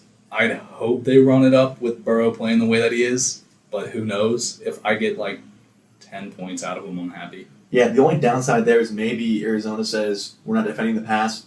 We're just going to stack the box because you guys need to be running the ball. Yeah. But either way, even some passing out of the backfield should be a nice 10, 12, maybe 15 points. Hopefully, because I have him in my real fantasy team too. I'm playing you this week, by the way. Yes. You're leading the division. Tied for the league lead at 3-1. I am. I'm coming for that ass, dude. Whoa, Paul. Yeah, I forget who said that. Some UFC fighter said, I'm coming for that ass. And there was a big meme since then. Yeah. Because that's not something you want to say to another man. No, I was going to say that doesn't sound right. But I'm coming. You're coming For that ass, dude. for my ass. Oh, yeah. So get ready. I went Damian Pierce, RB1. Best game of the season last week. O-line's getting healthier. They have a good matchup against Atlanta. They should be up early. I hope. Control the ball. Control the clock. Run the ball some. Maybe a screen pass goes for 30, 40 yards. They got momentum. And I think it's finally time to establish Pierce as the guy we drafted him to be. I hope so, because I have to play him this week. Yeah. Because Yeah, me too in one league. the Browns are on a bye. No Jerome Ford. Yeah. Which is crazy. I'm sitting here saying I'm playing Jerome Ford over the guy that I picked in the third or fourth round. Probably fourth or fifth. Maybe Yeah. fifth. My Insane. RB2 is James Conner. I like it. Again, reliable. He's actually played pretty well this year. And an offense that's way better than we actually thought. Josh Dobbs, dude. Competent quarterback. He is. Honestly, not a starter. Maybe a super flex, 2 quarterback league starter. But a guy that I wouldn't mind having from my bye week or emergency. He'll probably get you 15 points. Again, against the Bengals, who really can't score right now. Defense Arizona is gets out to a tired. lead, runs the ball some. It gets in the end zone. We'll take it. All right, and then now is it going It's yours, the second running back. back to me? I went Gus the Bus. The one and only. He's usually not very good, Hey, that's what sleepers are. but I do like the matchup against Pittsburgh. I mean, they're on negative momentum now. The offense should play pretty good, I would think. Pittsburgh's got a solid defensive line, but I mean, it seems like everyone else is finding a way to score on them, and maybe get them involved in a little bit of screen pass here and there. I could see him getting me 12. And then Cam's second running back, We gave him Khalil Herbert. which I like a lot. I do too. Didn't like it last week because I thought he was the RB2, but that apparently is totally changed. Yeah. Again, playing Thursday night against the Commanders defense. Good pass rush. Decent against the run. But in a game like that, it could be 35-35. It could be 10-7. Could be. And we really don't know anymore. with the Bears especially. Yeah. Cam's first wideout. We gave him a little wedding gift. Little stack action. We gave him Christian Kirk. With the T-Law combo. He's been the wideout one there so far. He has been. Ridley's very close, dropped a couple touchdown passes, but T-Law's looking Kirk's way a lot. No Tre'Davious White in that matchup, so you really can't double one guy or the other. They should both have some open field to work with. I like it a lot. He'll probably get 16, 17 points. And yeah, Kirk's been hot lately. So again, I think we're doing pretty well for our boy here, our honeymoon boy. We are. A lot of these guys are guys that I'd rather have, but especially the last guy who we totally overlooked in the flex spot. But your first wideout here. I went with Scary Terry. Solid. Against the Chicago defense, man. And Sam Howell looking as good as Just he is. slinging the rock. Yeah. I'm expecting a 20-point game. Here's a guy that I didn't think would be a sleeper this late in the year. But I haven't heard his name called much at all. He's been hurt a little bit, but really just no target share. Not at all. Jalen Waddle is bound for a blow-up game, right? He has to be. We're 172 scores. A month into the game. It's about that time. I hope so for you. Jalen, where are you at, pal? My second wideout, similar to your first, Jahan Dotson. Again, huge disappointment so far. If there's a game for him to go off, though, perfect timing. This is it. Come on. Even just maybe one 70-yard catch for a score. That one play's all I need. Yeah, because that gets you 13 points. Right there. Yeah. I ended up going with Zay Flowers as my wideout, too. 2 Ravens here on the team. 2 Ravens, and I like Zay Flowers a lot. He's getting a lot of targets. Love to see it. And for him to be, I think he was just right inside of where I could pick him. Probably get like 13, 14 points off of him. Maybe like 4 catches for 60 yards, something like that. I'd take that all day for your wideout 2 and sleepers especially. Yeah. Anything over 3 points this year so far has been like a win. Yeah. Cam's second wideout, Chris Olave. I'm looking at this a little bit more. We definitely gave him a little bit too much. It's our wedding gift, dude. Come on. It is. This guy's stacked. Even though, with Derek Carr being hurt, Olave got no points last week. Playing New England without Christian Gonzalez, without Matthew Judon, should be a better position to put some points up. Should be. Still their wideout 1. Maybe Jameis starts. Maybe Carr's healthy enough to throw more than 2 yards downfield. Maybe. But Olave should get at least some more targets. I would think so. I mean, Alvin Kamara's in there hogging a lot of the targets now. We'll get to that. Yeah. Very high number there. But, and even Cam's tight end. Quality player here. Solid pick. Dalton Schultz. High-powered passing offense.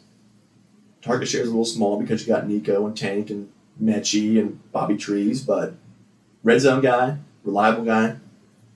Breakout week? Question mark. Hopefully. Hope not. Yeah, we hope not. You're due for a win here, Shane. I am. Come on now. I think this guy's going to be the guy to get it and to what me. better way to establish your first show as true co-host as a win than winning Sleeper of the Week? I hope so. Because I went out on a limb with this guy. No, not this guy. I went out on a limb with my flex. But I went Hunter Henry in 2023 as my tight end. Reliable. He has was tight end 1 like 2 weeks ago. Yeah. After that 2-touchdown game. Mac Jones looking to rebound after that rough show in Dallas. I'd hope so. But I think Henry was still the leading target getter. So against the Saints defense, is still very good overall. Yeah. Not quite at Dallas level, but it's a safe pick. And tight end is always so tough to go to, dude. Yeah. I mean, if we get 6 points off the tight end, it's a win.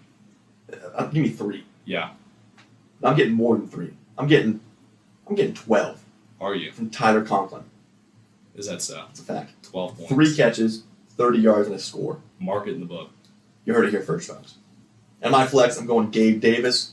Kind of like Jalen Waddle. After Diggs' huge week last week, we're banking on Gabe to blow it this week. Against Jacksonville, who's defensively been a little shaky so far, I'm thinking 2 classic Gabe Davis deep balls from Josh Allen. 3 catches, 85 yards. Dare I say 1 touchdown. You're hoping an awful lot for a sleeper, brother. And you know what? That's what we're here for. All right. Come on. I got 3 wins already. That's true. You can afford to lose. Yeah, I got some leeway here. I went with the man, the myth, the legend, Jaden Reed. He had a pretty good game last week against a pretty tough defense. I don't see why it slowed down now. Did they have Christian Watson? Yeah, maybe Watson gets some more looks this week, his second week back. But Reed's still a very good player, good deep threat. Yeah. Stretch the field. Maybe like 3 catches for 85 yards. And they're playing Vegas, dude, Monday night. So, yeah. I mean, I can put up 30 points on Vegas. And I mean, J Love's going to have all the time in the world that he wants. Yeah. So it should be pretty easy to hit a deep ball. And then possibly the sleeper MVP goes to Cam's flex. Mike Wilson. Why did we give him this good of a team? We have to play him. You know, it'll be that much sweeter when one of us wins. I hope so. But I mean, it's a sleeper team with... And here's my thought, too. I'd rather give him a great team than give him dog shit, and he comes back and says, "Oh, you guys just rigged it against me." That's true. What's the point of why I didn't do sleepers then? I wasn't even here. You guys picked a tradable team? You guys give me Josh Dobbs. Oh, that's fun. Meanwhile, Josh Dobbs drops a 40 banger. Yeah. No, Mike Wilson, after a 2 touchdown, 7 catch on 7 target, and 70-yard game last week. The fact that didn't push him up into where we couldn't pick him. Yeah, I liked him a lot preseason. Not enough to draft, though. Pretty quiet in the first 3 weeks, but... Huge bang. Yeah, big time upside here. Now, overall fantasy talk, again, not a whole lot to go over here, but a couple questions. Shane, what is your biggest, and listeners as well, what is your biggest draft regret to this point in the season? Dameon Pierce. Yeah. Pretty much non-existent to the point to where he's a backup now. For a 5th-round guy, Yeah. you're benching him in week 5. And I mean, if I would have played him, I would have lost. Yeah. I mean, he's just not, they haven't ran the ball. And granted, maybe like 2 or 3 weeks from now, when that line's a little bit healthier, maybe they start getting him some carries, but right now it's just, he's not playing well. I think one thing there is maybe teams realize finally that CJ's the real deal. They'll drop more back in coverage, open the field up for Dameon Pierce to get some big holes. I hope so. Again, with that line coming back healthier, definitely don't drop him, but bench him for a little bit until you get that one big game. I do think he'll be a starter back here in 2-3 weeks. Hopefully. Because I don't think Jerome Ford will be. A lot of his points have been kind of end zone catches. He hasn't really been running. Yeah, it's tough to bank on Yeah, it is. week by week. It's very risky. My biggest, Pierce is up there. Only got him in 1. I can't really count injuries like Eckler or Saquon. Yeah, that's going to happen. You can't really plan for that. So far, I felt really good about Trevor Lawrence, and he's regressed heavily so far. He has. His first 4, tough defense here in week 5. I went with the Lawrence-Ridley stack, Ooh. and that's not really panned out very well so far. It hasn't. Now, granted, a lot of Ridley's problems have been drop catches, but his targets are also slowly going down and down and down.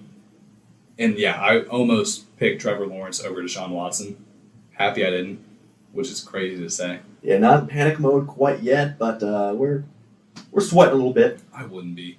We're sweating a little bit. No panic. But we still got 2 more against Houston, 2 more against the Colts. Bless you. Thank you. That was your first one today. I know. That's a good streak. I know. Maybe the latest you've gone without sneezing, actually. Probably. Now, you mentioned Kamara earlier. Absolute target hog. 13 catches. I think on 13 targets. Yeah. But only like 35 yards. That's all you need in fantasy, though. That's 13 points right there. Just PPR. Yeah. And hopefully this week, Carr can throw further than 2 yards downfield. Maybe. Or we get Jameis out there launching 60-yard bombs. Now, of course, he's not going to get 13 every game. He's not going to get 6 every game. But he'll be running more. He's definitely a starter in your flex, RB2. Potential for still RB1. After one, very odd week, we need some more sample size here. He had a hell of a first day out, though. Probably won somebody a game. A lot of people. 13 in PPR league? Yeah. Now, 2 backfields here, same division that kind of worry me. Thankfully, I didn't draft Jahmyr Gibbs. Because you guys all saw Thursday night, Montgomery, 32 carries, Gibbs, 5. And it's kind of been that way, even when Montgomery left that game and missed the second game. Gibbs really didn't do a whole lot. And it's not, I don't understand it. It's not like he's inefficient. You drafted a guy at that draft capital to come in and make plays. And you're not even letting him see the field. He's getting like 50% snap share, if that. I think it's less. If that. It's For a guy that went, for the most part, in my drafts, like 4th, sometimes early 3rd round. I was gonna say I think he went 3rd in ours. He's some guys like RB1s. Yeah. And he's out here non-existent. And again, you want to hope as the season goes on that maybe he'll start to get more of that role, but the Lions are very good at, they know what they want their guys to do, and they're going to keep him in that role. Yeah. And through 4 weeks, that's enough to see that this is his role. And I mean, they're not going to change something that's not broken. Exactly. They're moving the ball. It's working. Monty's got 3 touchdowns last week. And like, what, 130, 140 on the ground? Yeah. So again, got to bench him. Don't drop him, especially like a keeper league. Take it easy here. Oh, dude, I hope someone freaks out and drops him in our league. That'd be nice. That'd be really nice. Because I need an RB. Yes, you do. I got like 17 guys on bye. I kind of planned for 1 week just to throw it away. Dude, you're sending out all these garbage trades. Okay, I wouldn't call that garbage. Do you want to say the trade that you sent me? Yes, I do. Okay. I sent you Dallas Goedert. First year for Zay Flowers, which is not terrible. Yeah, that one was acceptable. And even this one, you can't stand Damian Pierce. I mean, Goddard for Pierce. I can't stand him, but I have no other running back. Your tight end's out for 3 weeks. There's a waiver wire, dude. Who are you gonna grab? Taysom Hill. I picked up Hayden Hurst. Okay, yeah, he's 2 points guaranteed. I'm just about the But same unfortunately, as my current tight end. more than Goddard. Yeah. I wanted Goddard to blow up 1 week because I have Laporta, who I love. He's tight end 2 right now. Yeah. Sam I want to get rid of Goddard, but I can't just like drop him, right? You can't, because then I will pick him up. Exactly, and then I get nothing from that. Yeah. For my like 9th round pick. See, I wasn't upset you declined it, but I thought I put in a little note thing like, hey man, your tight end's out for 3 weeks. I didn't read the note. It wouldn't have won you over anyway. I said you can't stand Damian Pierce, so let's help each other out here. I think that your new strategy should be looking at the people doing the worst in our league and trying to give them Dallas Goedert. Well, that was the guy that just beat me this week. Ooh. He had a rough week overall. Went 1-5. Scored, minimal points. You can't have done worse than my buddy in the Fire Academy. His entire team put up 60 points. An ESPN league? Yeah. Ooh. That's tough. I think he lost 140 to like maybe 60. Hey, move on to next week, dude. He's asking me moves to make, and I'm like, try and dump Mostert off to somebody that'll bite on him. Yeah, probably a little bit late to sell, but I would sell while you still can. Yeah. I was like, try and work something out with somebody to get an okay RB. I mean, I'd probably take Antonio Gibson right now for Raheem Mostert. Just for a week against the Bears, someone you plug in there. That's what I thought. Like, you get a guaranteed win. Or not guaranteed. Win, guaranteed, but some points. Decent points.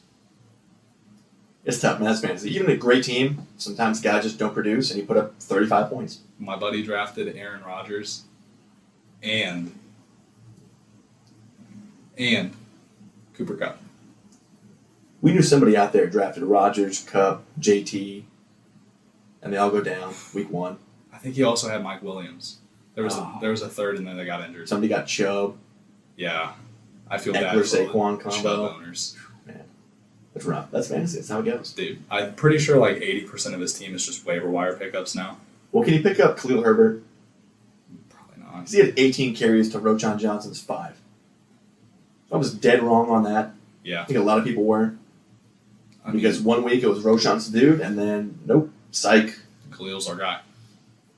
Which means when I pick up Khalil Herbert like I just did, he'll go back to 3 carries for 2 yards when I started them, because I have to. Maybe a reception. If we're lucky. We'll take that 1 extra point, still lose by 70. And now this week, Jameson Williams returns. Any interest there? No. Now, as a starter, of course. As maybe a guy you go pick up, just maybe stash on your bench. Wait for like a bye week, maybe. But I still don't think he's going to get a lot of carries at all. Targets. Targets, yeah.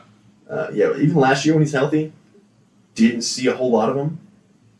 Potential's there for days. I mean, if you can grab him on the waivers, go for it. I guess if you're really needy, but I wouldn't be dropping anyone right now for him. I mean, I'd say probably in at least 3 of my leagues he got drafted. Yeah. Knowing that he'd be out 6 weeks. which got cut short. Had to have been late picks, though, right? Of course, yeah, you're talking Yeah. around, 13, 14, 15. Yeah. Just, waiting for it. Maybe he blows up. But with Amon-Ra there, with Laporta coming in really hot, Josh Reynolds. I love Josh Reynolds. I want to say Jahmyr Gibbs, but he's getting no targets out of the backfield. None. So I just don't know how they're going to use him, if at all, out of the slot, maybe. So yeah, if you got a guy you want to cut. It's the thing with the Lions is they're very don't fix what's not broken. Yeah. So he might not see any carry. You going to force the ball to Jameson Williams? No. No. You're going to draw a play up just for him? You've got chemistry that's rolling right now. You've got an offense that's rolling right now. I'd keep things the way they are. I know I will not be picking him up. But if you're out there and, you're 0-4, you're 1-3. Go for it. Again, you want to go drop Josh Kelly and pick somebody up, then it's worth a shot. It's worth it. But then the week that you drop Josh Kelly is going to be the week that he puts up like 25 No, points. I'm done talking about Josh Kelly. He's trash. He's been trash for 3 years. Every time Eckler gets hurt, I think, Josh Kelly guaranteed 15 points. Trash. That same team, though. Talked about last week, the Quentin Johnston-Josh Palmer battle. In week 1, Johnston 3 targets, Palmer 8. Only 24 throws for Herbie because he ran the ball pretty well. He did hurt his hand there. So small sample size, but no first read targets for Quentin Johnston. And we knew it would be maybe kind of a gradual work him into the offense. Yeah. But for now, if you got him, I'd still keep both guys. I wouldn't drop him. But Palmer seems to be the guy that has more of Herbie's trust, at least. Which I think I called. It was last week, man. I don't remember it to go back that far. Oh, yeah. I watched no college ball over the weekend because the wedding. But I know for a fact Oregon State beat Utah Friday night. We heard Gavin yelling about this, that Colorado almost came back and ruined his parlay. Yeah, big time. I mean, they put 41 up. Yeah. But they let up 48. Still, so much potential. Defense is bad, O-line's bad, but to compete with USC Solid. to that degree, I mean, promising for sure. Kentucky beat Florida in a slight upset there. Florida fans not happy. Coach kind of on the hot seat. Georgia, another slim win over Auburn, only 7 points there. And then Ole Miss with a 55-49 shootout win over LSU. And then, of course, Cam's not here, but you would mention Notre Dame over Duke on a 95-yard drive to win the game at the end. Insane. By Sam Hartman. This week, a couple big-time matchups. The Red River rivalry, Oklahoma and Texas. You got LSU at Mizzou, who's at 21 ranked right now. Bama at A&M. A&M not ranked, but tough place to play. I think Bama's a 3-point favorite. If you guys are betting people out there, I don't hate A&M to cover at least. Kentucky at Georgia, same thing. Kentucky's a 14-point dog. Georgia's been kind of lacking lately. Kentucky's moving the ball a lot, good momentum. We'll go after cash here in a minute, but you might see Kentucky again here. Notre Dame at Louisville, and of course the Buckeyes host Maryland in what should be another big win. Although Maryland's playing very well so far this year, I think they're undefeated still. A good contest. After Shane leaves, I'm going to baseball talk, but before that, better usual segments here. Starting off the stick pick. We forgot about NBA news. Oh, I didn't have that written down. Yeah, NBA, big stuff here Huge stuff. that came out today. I was in class when one of these things came out. So, first of all, back to last week, we mentioned the Blazers would probably trade Drew Holiday And boy, did they. to Boston for what's the full details there? It was to Boston for Brogdon and Robert Williams. Do you like it for Boston? I don't like that you're giving up Robert Williams because Porzingis is so injury prone. But I do really like the pickup. They kind of fill that Marcus Smart void. Perfect. Yeah. I hate it for Philly because we're going to have to play them a lot. And defensively, they should be pretty solid. Drew Holiday, great floor general. And now he can be the fourth scoring option To have Drew instead of the Holiday second or third when Middleton was hurt. And I mean, he killed it as a second, too. Yeah, it should definitely help his efficiency. Yeah. And he can exert even more energy on defense. And honestly, I like it for Portland, too. overall. Because you get a solid defensive guard in Brogdon. You get a great defensive center in Robert Williams. I don't know how long Brogdon stays there, but Did they flip him for picks or something? they can flip him for picks easy. Because, I mean, it seems like in the last month they've already done enough or more to build around Scoot than they did in 11 years to build around Dame. Ooh, you're not wrong, actually. Yeah. Which is sad to say, but it's the truth. This next little bit of news, though. Oh, yeah, I had to enlighten you on this one before the show. I had heard nothing about this. So I'll lay it out for you. You give me your thoughts. Okay. James Harden opted into his player option, which surprised everybody. Insane. But on his move, kind of genius. It's brilliant. So he knew if he doesn't opt in, hits free agency, the teams that are going to be able to pay him what he wants don't want him. They're younger teams building up. Why waste money on a guy like Jimmy Harden? So he wouldn't get the contract that he wanted. If he opts in, Philly pretty much has to trade him. Either that, or they say, all right, we're going to pay you, but you're not playing, we're going to eat the bullet, and so be it. So he's thinking now, if I opt in, I can get traded, go play for the Clippers, or whoever he wants to go to. And now he apparently is going to training camp with the intention to cause problems. Absolutely love it for James Harden. Big dick move right there. I mean, forcing them into doing what you want. You're not giving them a choice anymore. Absolutely hate it for the Sixers, though. Yeah, that's rough. I mean, dude, being a Sixers fan right now is feeling like being a Bears fan. Well, that's probably a little bit harsh.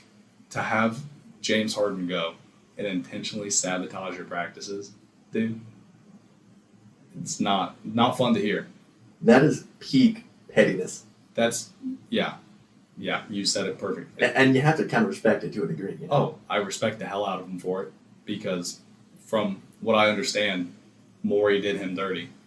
And I love seeing players take it into their own hands. And he said when he opted in that him and Morey had a deal for a re-sign. Morey and the organization says that definitely didn't happen. It definitely did. So it's a whole case of he said, or I guess both he said. Yeah. Rough, volatile situation. I can't imagine James is going to actually go cause issues I can't. at practice. I mean, what's the worst he can do? Just intentionally play horrible. Start punching teammates? Play horrible, throw stupid passes so that the rest of the offense can't even get the ball. Well, they pull him. They bench him. You can suspend guys for, on court. What do you even call that? Sabotage? Sabotage. Yeah. There's got to be a clause you can suspend guys for sabotage. I don't think you can suspend them. You can bench them. But, I mean, it's hilarious. It's really funny if I wasn't a Sixers fan. That's the worst part, right? Yeah. It's like watching that Giants game was hilarious if you weren't a Giants fan. Yeah. I want to see how it plays out. Best spot for him? What do you guys think you can actually get for him? I could see him going to L.A.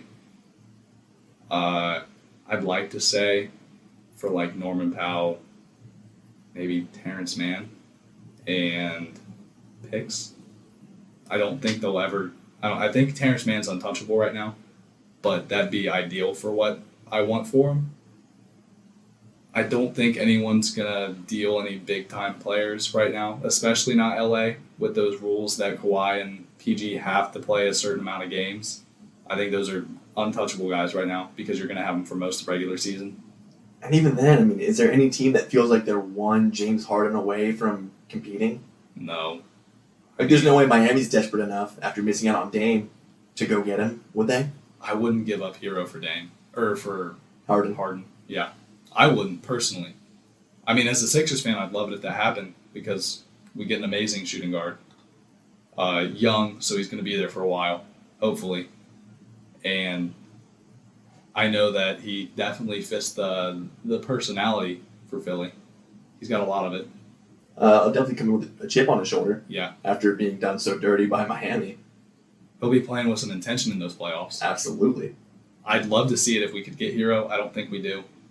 I don't think Miami makes any big trades anymore. But I'm scared to see how this turns out. Because if I see James Harden putting on a front like he's going to play, Oof. and then in the fourth quarter, we're down 3. Airballing. Not even airballing, dude. Just passing it to the other team. Could you imagine? No. Honestly, no. Sixers Celtics. 2 seconds left. Down 3. We just watch him throw the ball to Drew Holiday. Underhanded. It's a handoff. We've never actually seen sabotage in pro sports, I don't think.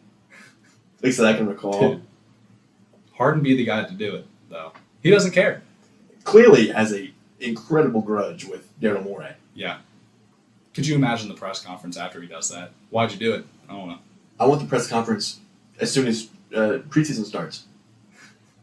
He's going to get asked questions about this. Oh, yeah, he is. He has to. We all know why he did it. He has to say, well, if I opted out, I wouldn't get signed anywhere for the money I want. He's gonna be the biggest troll. He's gonna be like, yeah, I re-signed because I want to play here.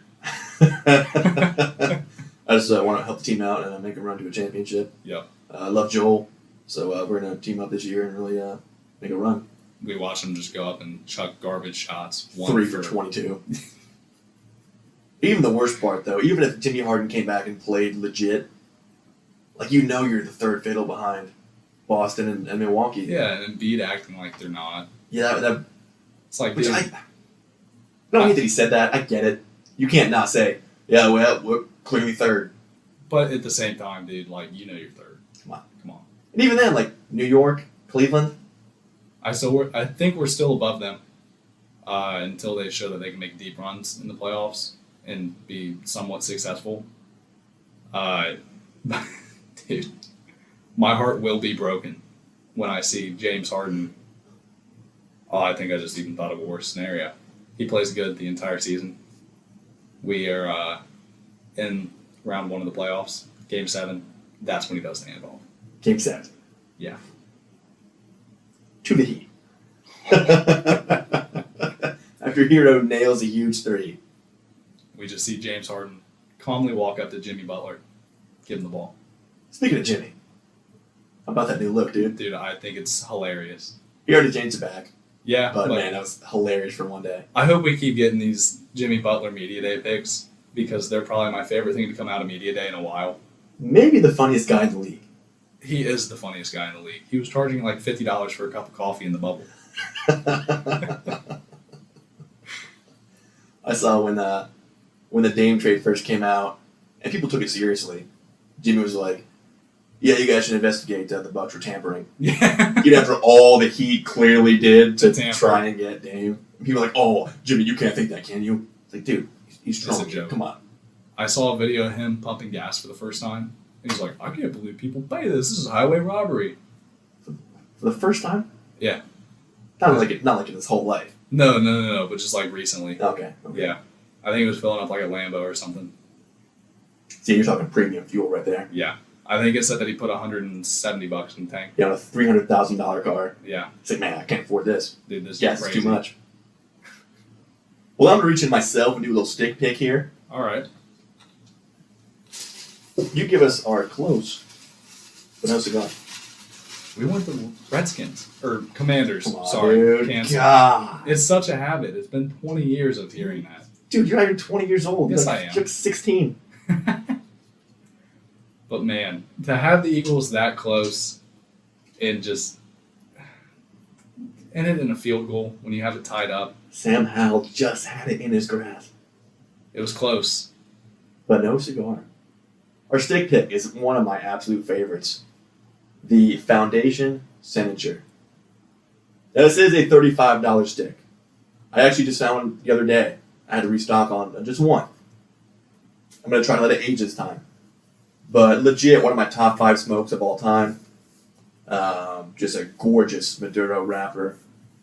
Figure out shape. Comes like a really dope, like Egyptian style box. Ooh. It's just phenomenal. I'm a whore for packaging, dude. Easy selling point. Yeah. Yeah, that's how they get you. If it looks cool, I'll buy it. And this one backs it up. For a special occasion smoke, you guys see one out there, definitely worth a pickup. Now, my Astra Cash for the week. I've got one for college and one for the NFL. Come All right. Sunday. Give me your thoughts on these here, Shane. College-wise, which I guess you don't know as much about, we'll see. I'll go ahead and go over this myself then. Oklahoma plus 6.5 at Texas for the big-time rivalry game there. I think it's a field goal game. I think Oklahoma might even win, but I definitely keep it within closer than a touchdown, in my personal opinion. Kentucky plus 14.5 at Georgia. Same thing, Georgia. Really not impressive so far. Yeah. Kentucky rolling. I like that momentum they got there, and they keep it within 2 touchdowns. And then Notre Dame minus 6.5 at Louisville. Overall $10 bet to win $67. Solid. NFL-wise, Bills minus 5.5 hosting Jacksonville. Okay. In London, to be fair. After their way they've been playing, the way Jacksonville's been playing, I was going to say, yeah. I think this could be a 10-point game, if not more. Could be. Tough to go against the Bills right now. You can't really bet against them after they just put down the Dolphins like that. Texans money line over Atlanta. I like that too. And then Green Bay minus 1.5 in Vegas. I also like that. Even if Jimmy G comes back. Vegas' defense still sucks. I like Green Bay to score. I like them to win by at least a field goal. $15 bet to win $113. I like that a lot. We'll take it. Guaranteed money. Right, a good thing right here. I'm plus up for the year. Now, of course, the bums.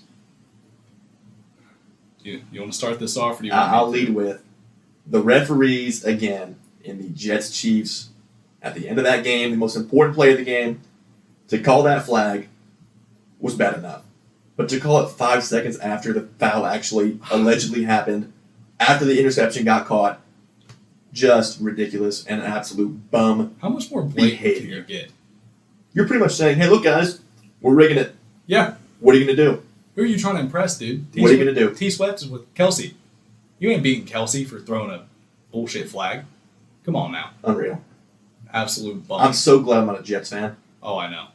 Jets fans have to be going through it. I would have written a nasty email to Roger Goodell. I'd be writing a nasty email to the referee.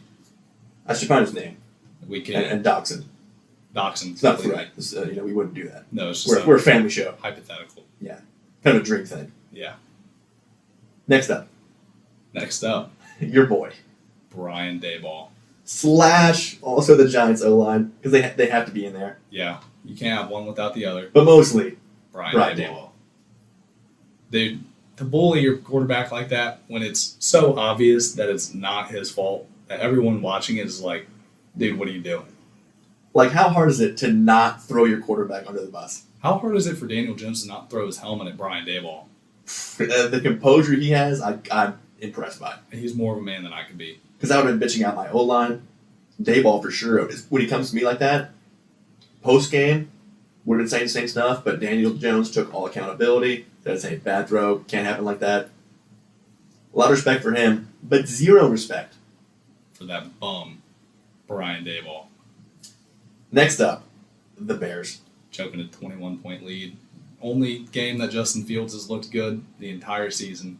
And also, like the last one, the Bears / Matt Eberflus. Yeah. You could have helped your boy out a little bit better by kicking that field goal there at the end, where less blame would have been on him. But either way, you got to blame the offense for not scoring at all in the second half, the defense for getting torched by Russ, and Sean Payton's genius play calls, which apparently returned. Only for the second half of that game, though. They're gone this week. And last but not least, The Raiders O-line. which is bad in general. But when you get manhandled by one guy 6 times, The man that we all thought was washed up. because he is, let's be honest. He is. He was. He will not do this again. Well, I can say that about anybody. Yeah. I'll say Nick Bosa won't do 6 sacks again, or ever. Okay. He will not do anything close to this again. Yeah. That's better. Khalil Mack. Which, I mean, Khalil Mack in his heyday, I could understand. I don't know who won last week. In fact, I probably forget who they even are. But if the Giants / Brian Daboll don't win this week, I'll quit the show. No way. Of course I won't, but they better win. I hope they do. Because if anybody watched that game, how could you, even as bad as the Jets-Chiefs situation was, it's not even close to being as bad as the Giants. I thought of a comparison For watching that game. The perfect comparison where you're just like cringing really bad. It's like watching somebody park in the handicap space when an obviously handicapped person's trying to park there. See, I was gonna say it's like watching To Catch a Predator. Because like it's funny, but also like this guy's life is ruined and he's a terrible person and there's really some weird stuff here. Dude. See, the more Funny. I went back and rewatched a lot of it, and I do feel a lot worse because it's a lot of guys that you can tell are obviously on the slower side of things. Yeah. And then some people where it's just like They're owning it. dude, whole bunch Like, of dude, lock this dude up. like foreigners, and they're just like, yeah, dude. Well, okay. Let's pump the brakes there, pal. That's a little cammy right there. Sorry, You should apologize. I'm in the chair, dude. I have to. That's a fair point. You adopted a lot of Cam's charisma. Did I? I think you did. Okay. Overall, how do you feel? Your first show as co-host. I feel pretty good about it. I think you killed it. I feel like I prepared pretty well. I feel like I'm a lot more vocal now that I'm not having to lean into the mic. That helps. Yeah. Like, if I could get that mic over there adjusted, dude, we might just have 3 hosts. It's only a matter of time. Yeah. I love having full show prep in front of you where you can start different topics It's nice. instead of just me and Cam throwing stuff to you. Yeah, I'm just kind of like, Because I think you're ready for graduation. From producer to full-time third mic / producer. I'd love it. But I do need a new mic stand. And honestly, after this, a new chair. You got Cam's now, though. That's true. I'm just going to move it over. He can have mine. I'll have yours, and Cam can have mine. Okay. That works. Perfect. Because location. again, he's not here, so it's unanimous. Yeah, dude. 2-0. I get Cam's chair. Yep, your third mic, you Cam's chair. I get your chair. And Cam gets yours. And everybody's happy. I think so. I don't hear any complaints. I don't. So again, you're just going to pause this, and we're done. We're coming up with some baseball talk, the Austin Hayes solo show, but here on SnS, as we always say. SnS. To the moon! All right, guys, welcome back in for 15-20 minutes of baseball talk. Because it is October, which means the postseason has started, it's here. And just to recap the whole season in general, my favorite season of baseball in quite a long time. The rule changes worked out incredibly well, the pitch clock especially. Games were cut down by about 27 minutes on average, which is incredible. So much lost time there. Steals way up, balls in play way up, much more action going on. And in turn, attendance skyrocketed. The highest increase in like 30 years. Younger fans getting into the game now. I think baseball did a much better job with social media, promoting players, promoting teams, promoting big games you got to go watch and get out to. And a lot of surprise teams in both regards, good and bad. The Orioles won 22 more games than last year. The Redlegs, about 19-20 more. Teams you didn't expect to compete at all. I mean, Orioles are the 1 seed in the American League. Overachieved. They're probably 2 years too early, but here they are.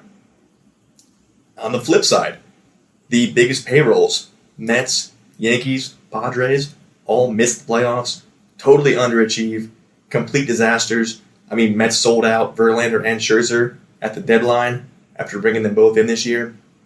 Yankees, kind of a dumpster fire all year. Even playing 500 ball for them, for that roster, is a failure, especially being the Yankees in New York. Padres just missed the playoffs by just, I think, 2 games. But same thing, they were expected to be like a 97, 98 win team and just didn't reach that potential. So overall, again, probably the most fun I've had watching baseball in quite some time because my Reds were actually good too. And that helped out a lot. The most fun I've had watching just the Reds since the 2012 team. Young team, everybody cares, everybody plays hard. Set up so good for the future. You got to mention the rookies, right? Probably the best rookie class for one team, who knows, maybe ever. Got to see Ellie, who dropped off as the year went on, but all that potential, all that hype, to back that up and see that on the field and see fans come out for that, just incredible. He's going to be so good as his years and his career progresses. His potential for days. But really the unsung guys, the guys that didn't get as much love, were the heart and soul of this team. Guys like Spencer Steer. I think, for me, the MVP of the team can play 5 different positions, hit 280, hit 25 bombs, great clubhouse guy. Guys like Matt McClain got called up a month into the year, Played great defensive shortstop, second base if need be. Great hitter. As a rookie, so disciplined, drawing walks, drawing counts out, making the pitcher work. TJ Friedl, for me, is maybe my favorite player on the team. Great center fielder. Again, leaves it all out there. Hustles every single play. And a hell of a hitter. And the first guy I see bunt like 30 times a year in quite some time. Never scared to lay one down the third baseline. And usually succeed. Jake Fraley. The Rake Fraley, I should say. The most clutch hitter the Reds have had in who knows how long. Got kind of banged up there at the end, as did McLean and Votto. If they stayed healthy through August and September, they probably could have cracked the playoffs. But either way, we overachieved all year. We're not supposed to be this good this soon. And I think within the next 5 years, where they actually keep this talent, build around them, bring some veteran pieces in, especially in the starting rotation, because we saw some promises there. We saw Hunter Green show flashes of his true potential, and then the next start go out and give up 6-7 runs. Nick Lodolo, unhealthy most of the year, but great stuff. As a left-handed pitcher, always crafty, good power. Graham Ashcraft, same thing. Maybe the best pure stuff of the three main starters, but just couldn't quite piece it together, was hurt, a couple times throughout the year. Then you call up Andrew Abbott, another lefty. Didn't expect him to be so good so quick. Kind of got burnt out as the year went on, which is expected, coming up from the shorter AAA season, shorter AA season. But he'll be a monster next year and years to come, guarantee you that. Bullpen was overworked, and same thing, kind of finally gave out come September because they had so many innings under their belt. But Ian Jabot, 75 games. Still love Diaz. I think we used him too much in non-safe situations, which he's not very good at, but he's still a top 5 closer, maybe a top 3 guy in the league, and hopefully will be for years to come. And the biggest thing for me, surprisingly, is David Bell actually managed his team, I think, very well. I've not been a fan of his the past couple of years, but he's always been a player's guy. And for a young team like this, I think that's really the biggest thing a manager needs to be. Besides managing the bullpen, he has some weird lineup decisions, but when you can control team and be an inspiration and go get kicked out of a ball game because you actually care, that's what makes these young guys play around you. And of course, the guy I've not mentioned yet, the really true manager, the true hitting coach, the heart and soul of this team, and my favorite player of all time, maybe playing his last game as a Red. I hope not, but it's probably going to go that way. Mr. Joey Votto. Where do I start here? I think Hall of Famer, MVP in 2012, 6-time All-Star, Gold Glove. Career average finally dropped below 300. He's at 294, but career 400 plus on base percentage. Career 900 plus OPS, 144 OPS plus. He should get in, especially these younger writers come in and actually respect sabermetrics and some of the analytics of the game, where Votto excels more than pretty much anybody else of his generation.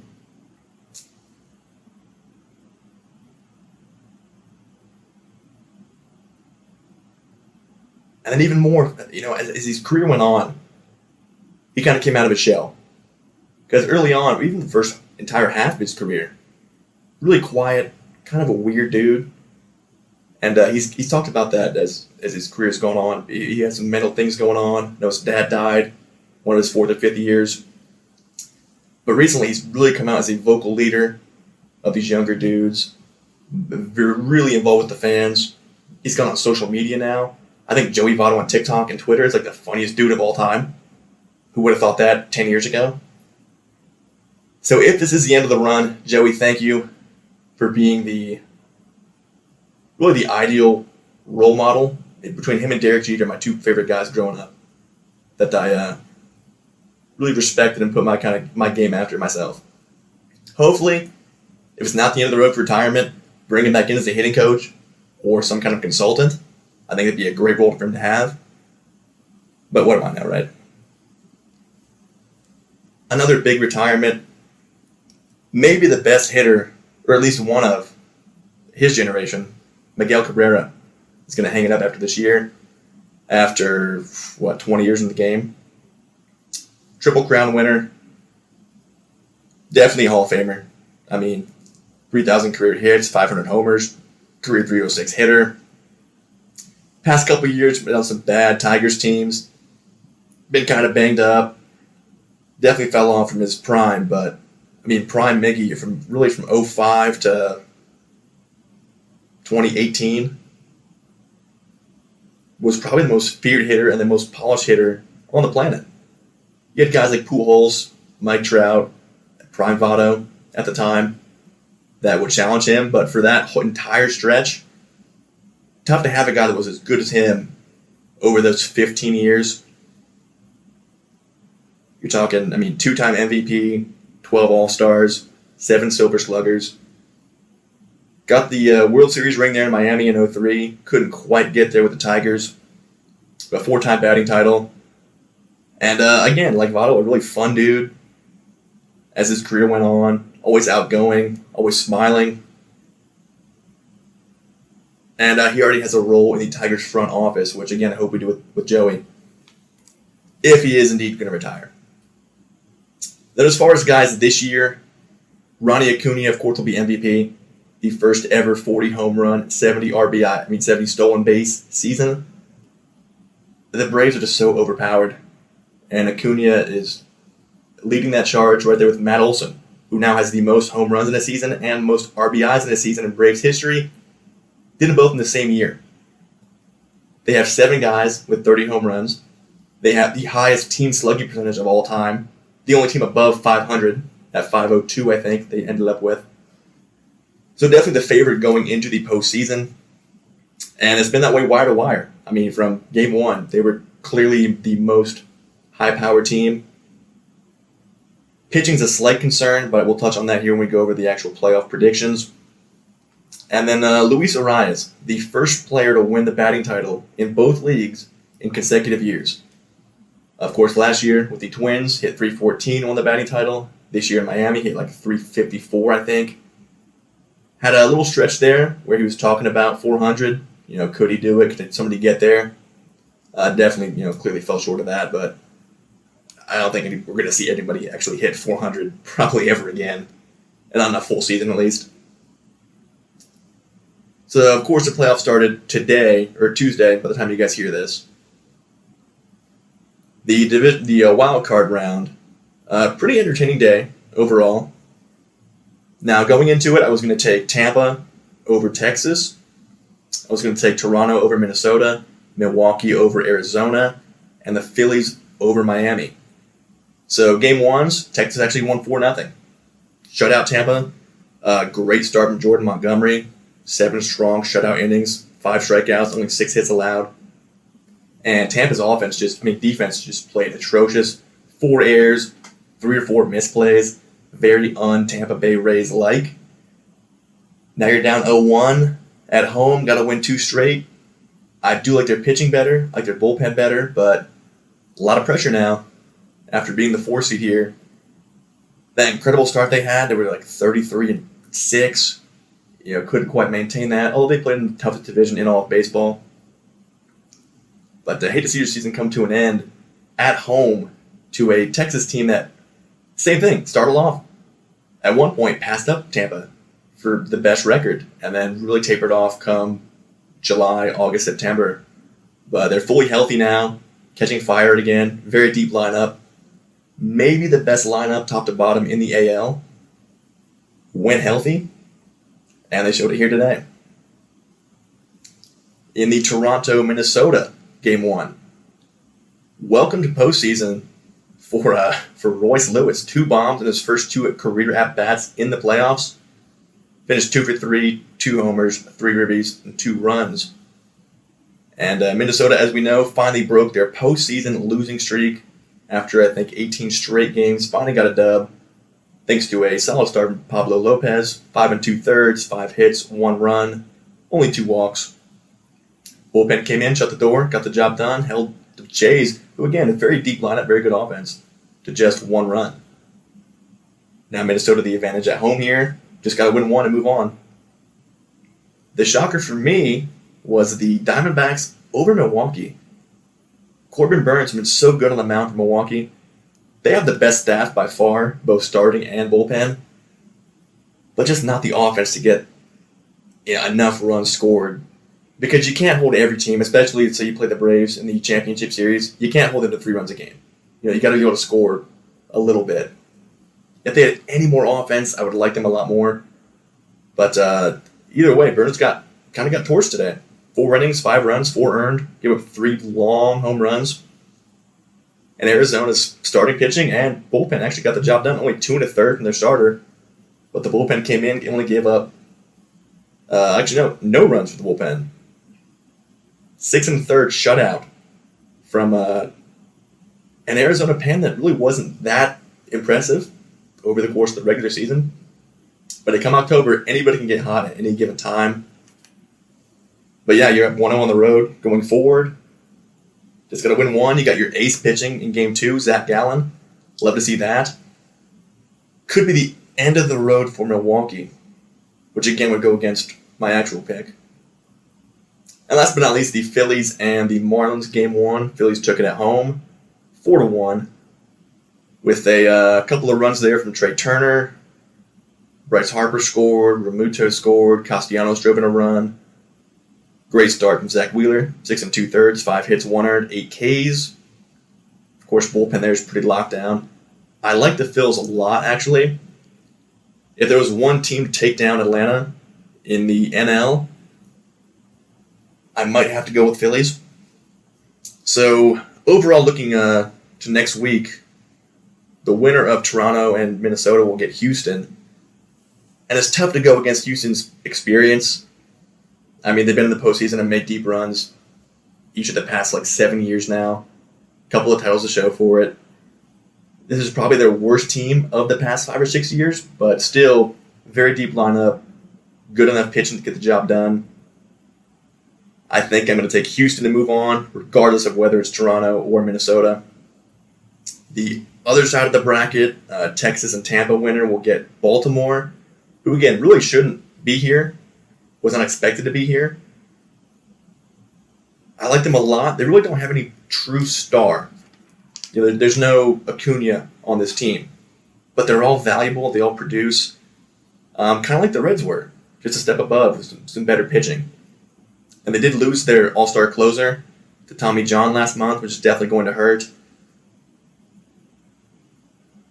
If Texas wins, I can see Texas beating Baltimore, moving on to the ALCS. Tampa wins, I see Baltimore beating them. So overall, I'm going to go with an all-Texas ALCS. Give me Rangers, Astros, with the Astros going to the World Series. On the NL side, the winner of Arizona and Milwaukee will face the Dodgers. Kind of like Houston. A lot of experience, always in the postseason, always making runs, got a ring to show for it. But kind of banged up right now. Pitching's all really never a question. Deep bullpen. I think good enough starters. Enough firepower on offense and a good enough defense. Either way, whether it's Arizona or Milwaukee, I got the Dodgers winning that series and moving on.